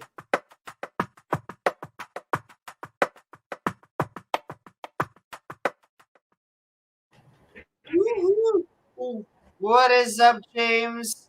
We have Skeptic and Ranting on. I just think it's funny because when I hear that meow, and if you didn't have a cat, someone out of context could just think that you were just meowing, and I just. Did I meow? Yeah.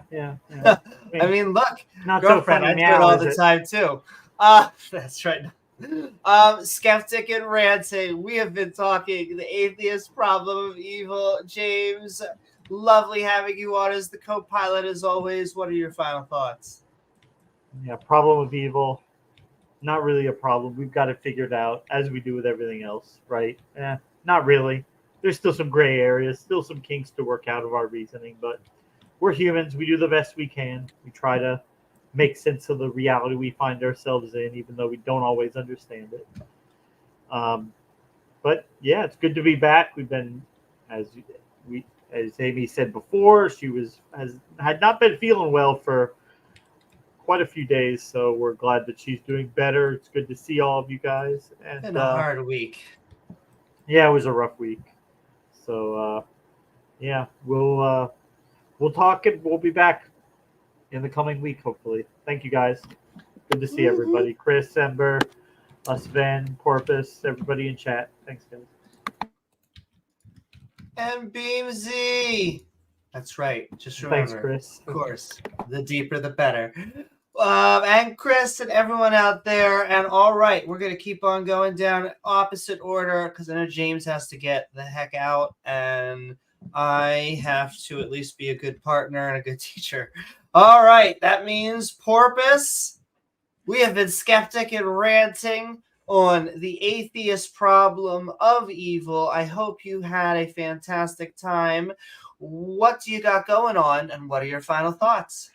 Well, I'm not going to link it here, but if someone wants to link it, there's a new channel I'd like people to check out and subscribe to. I think Ember might have the link. I'm not sure. I do not have it handy, alas. Let me get into the chat then. I'll put it in the chat then. Honestly, I don't think this problem's ever going to be solved. It's just basically just pointing out that, hey, if we're going to insist on a God that has these properties, we have the problems like, why does evil exist? I believe Apologia has a good answer to this, that in order to do the greatest good, you have to allow for the existence of evil, or something like that. I can't remember which video he put it in, and if I did, I'd put a link.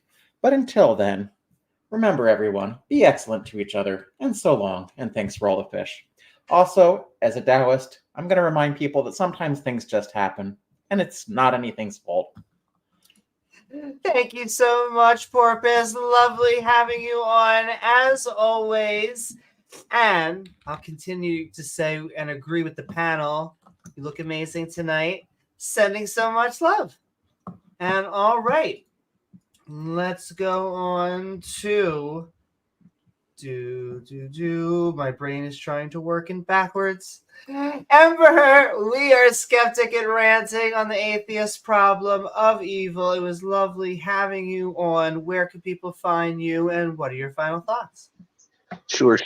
I'm here on YouTube at Better Than Ember. All my other links are on betterthanreligion.com. And yeah, Atheist Problem of Evil. I mean, I think that one's a 404 error because it's just not found. I mean, it says a lot that after all that Brian Holdsworth time, we almost immediately diverted into the trolley problem because there's so much more substance than what Brian Holdsworth had to offer. It was just, yeah, Bigfoot Jesus, elusive again. Thank you so very much, Ember. It's true that I do have to say in my Jesus log cabin fan fiction, that was my guy. Nonetheless, Ember, thank you so very much for being on here. You should check out Better Than Ember and all right, and his debates, as well as the lovely Sven. We have been Skeptic and Ranting on the Atheist Problem of Evil.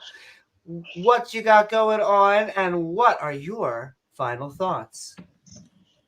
Yeah, thank you for having me on. People can see me chatting in Discord and all. My final thought would just be that I think morality is a very, very important, even if it's just a human subject. And that if one person, better yet, a large group of people say they see a phenomenon and they present you a question about that phenomenon, I don't know if we should just be shrugging it off. And that just, as someone who appears kind of on the middle, but more towards the dualist side, I don't know. I just think we need to start being more engaging in our our debates with them, other than just saying it's not a problem, whereas we know that people are trying to lean towards psychology or other answers that we do have, and hopefully try to convince them that way instead of just going against their view. Thank you so much. Thank you so much, Ben. It was lovely having you on, and I really do appreciate not only the difference of opinion, but it sounded like you were trying to find an answer from them too. And so I really appreciate that. And okay, thank you so much. And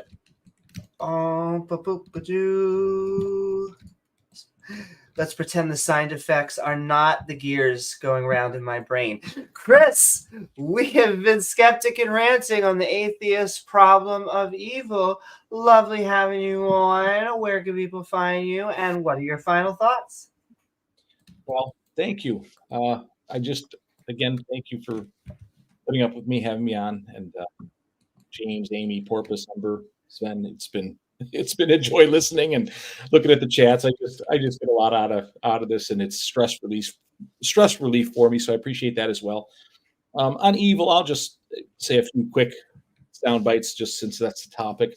One, I think I think it could be confusing because it looks like when we look through like the word, it takes it that God isn't evil, and yet God created evil, and I interpret that the way I would say that the inventor of the automobile also invented the automobile accident, and where certainly that wasn't a direct invention, right? The accident, it came because when you put people at the wheel, people do what people do, and so there's that. But there's other,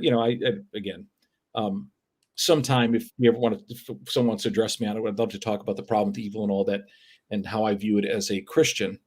But the thing I'll close with is there's nothing but love here, and I just find that great.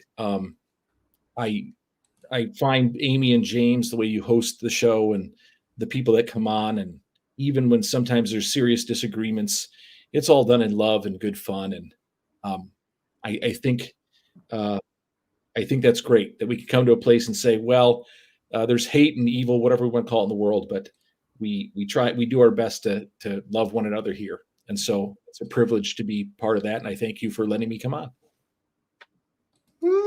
Thank you so very much, Chris. You have always been a mensch. It is lovely having you come on, and please keep on coming on. These are important questions, like Sven and Chris both said, like I think Porpoise and Amber both went into. Amber is the main character of my angel story. Not quite. Sending love. I know. We have been Skeptic and Ranting on the atheist problem of evil, where we watched a video from the channel Brian Holdsworth. Now I can't stop thinking of Log Cabin Jesus, where we watched the atheist problem of evil for a time so good, some would call it evil. I do want to thank my co-host James W. along with all of this lovely people, your panel, Porpoise, Ember, Sven, Chris, and all of the lovely people in chat, our awesome mods who make the stream so great, and fantastic viewers like you who make this channel even possible.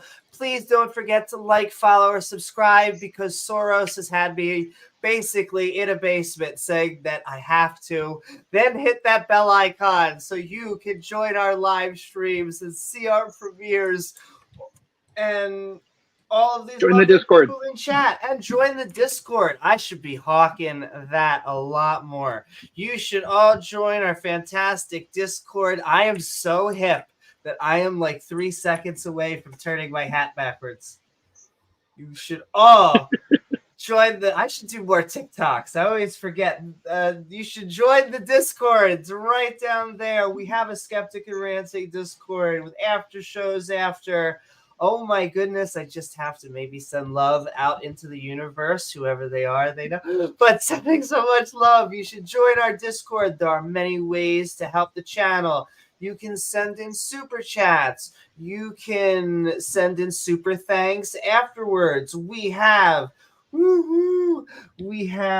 our evolving badge system when you become a member.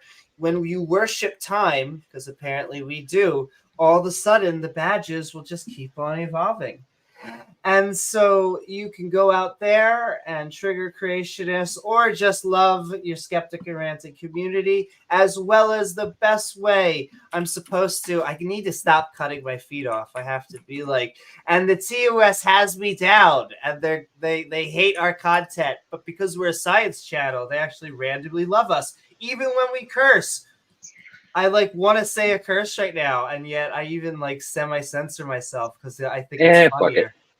Exactly. See, but I think it's funnier sometimes when I go, "You mother, are you gonna let me all over your?" Because then our brains just naturally just fill it in.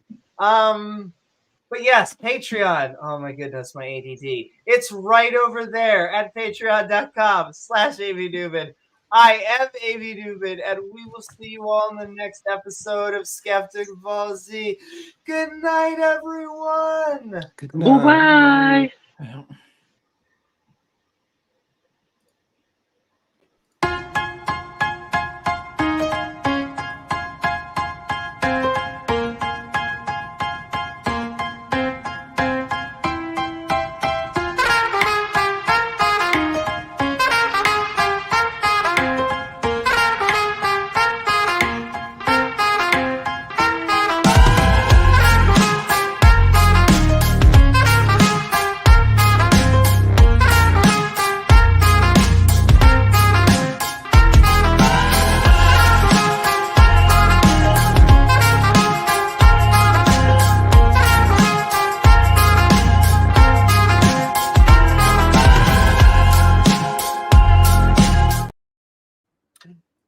Don't forget Kentucky Atheist Trivia tomorrow, 9 p.m. EST. Or eat one of those. Sending so much love. Yours or everyone?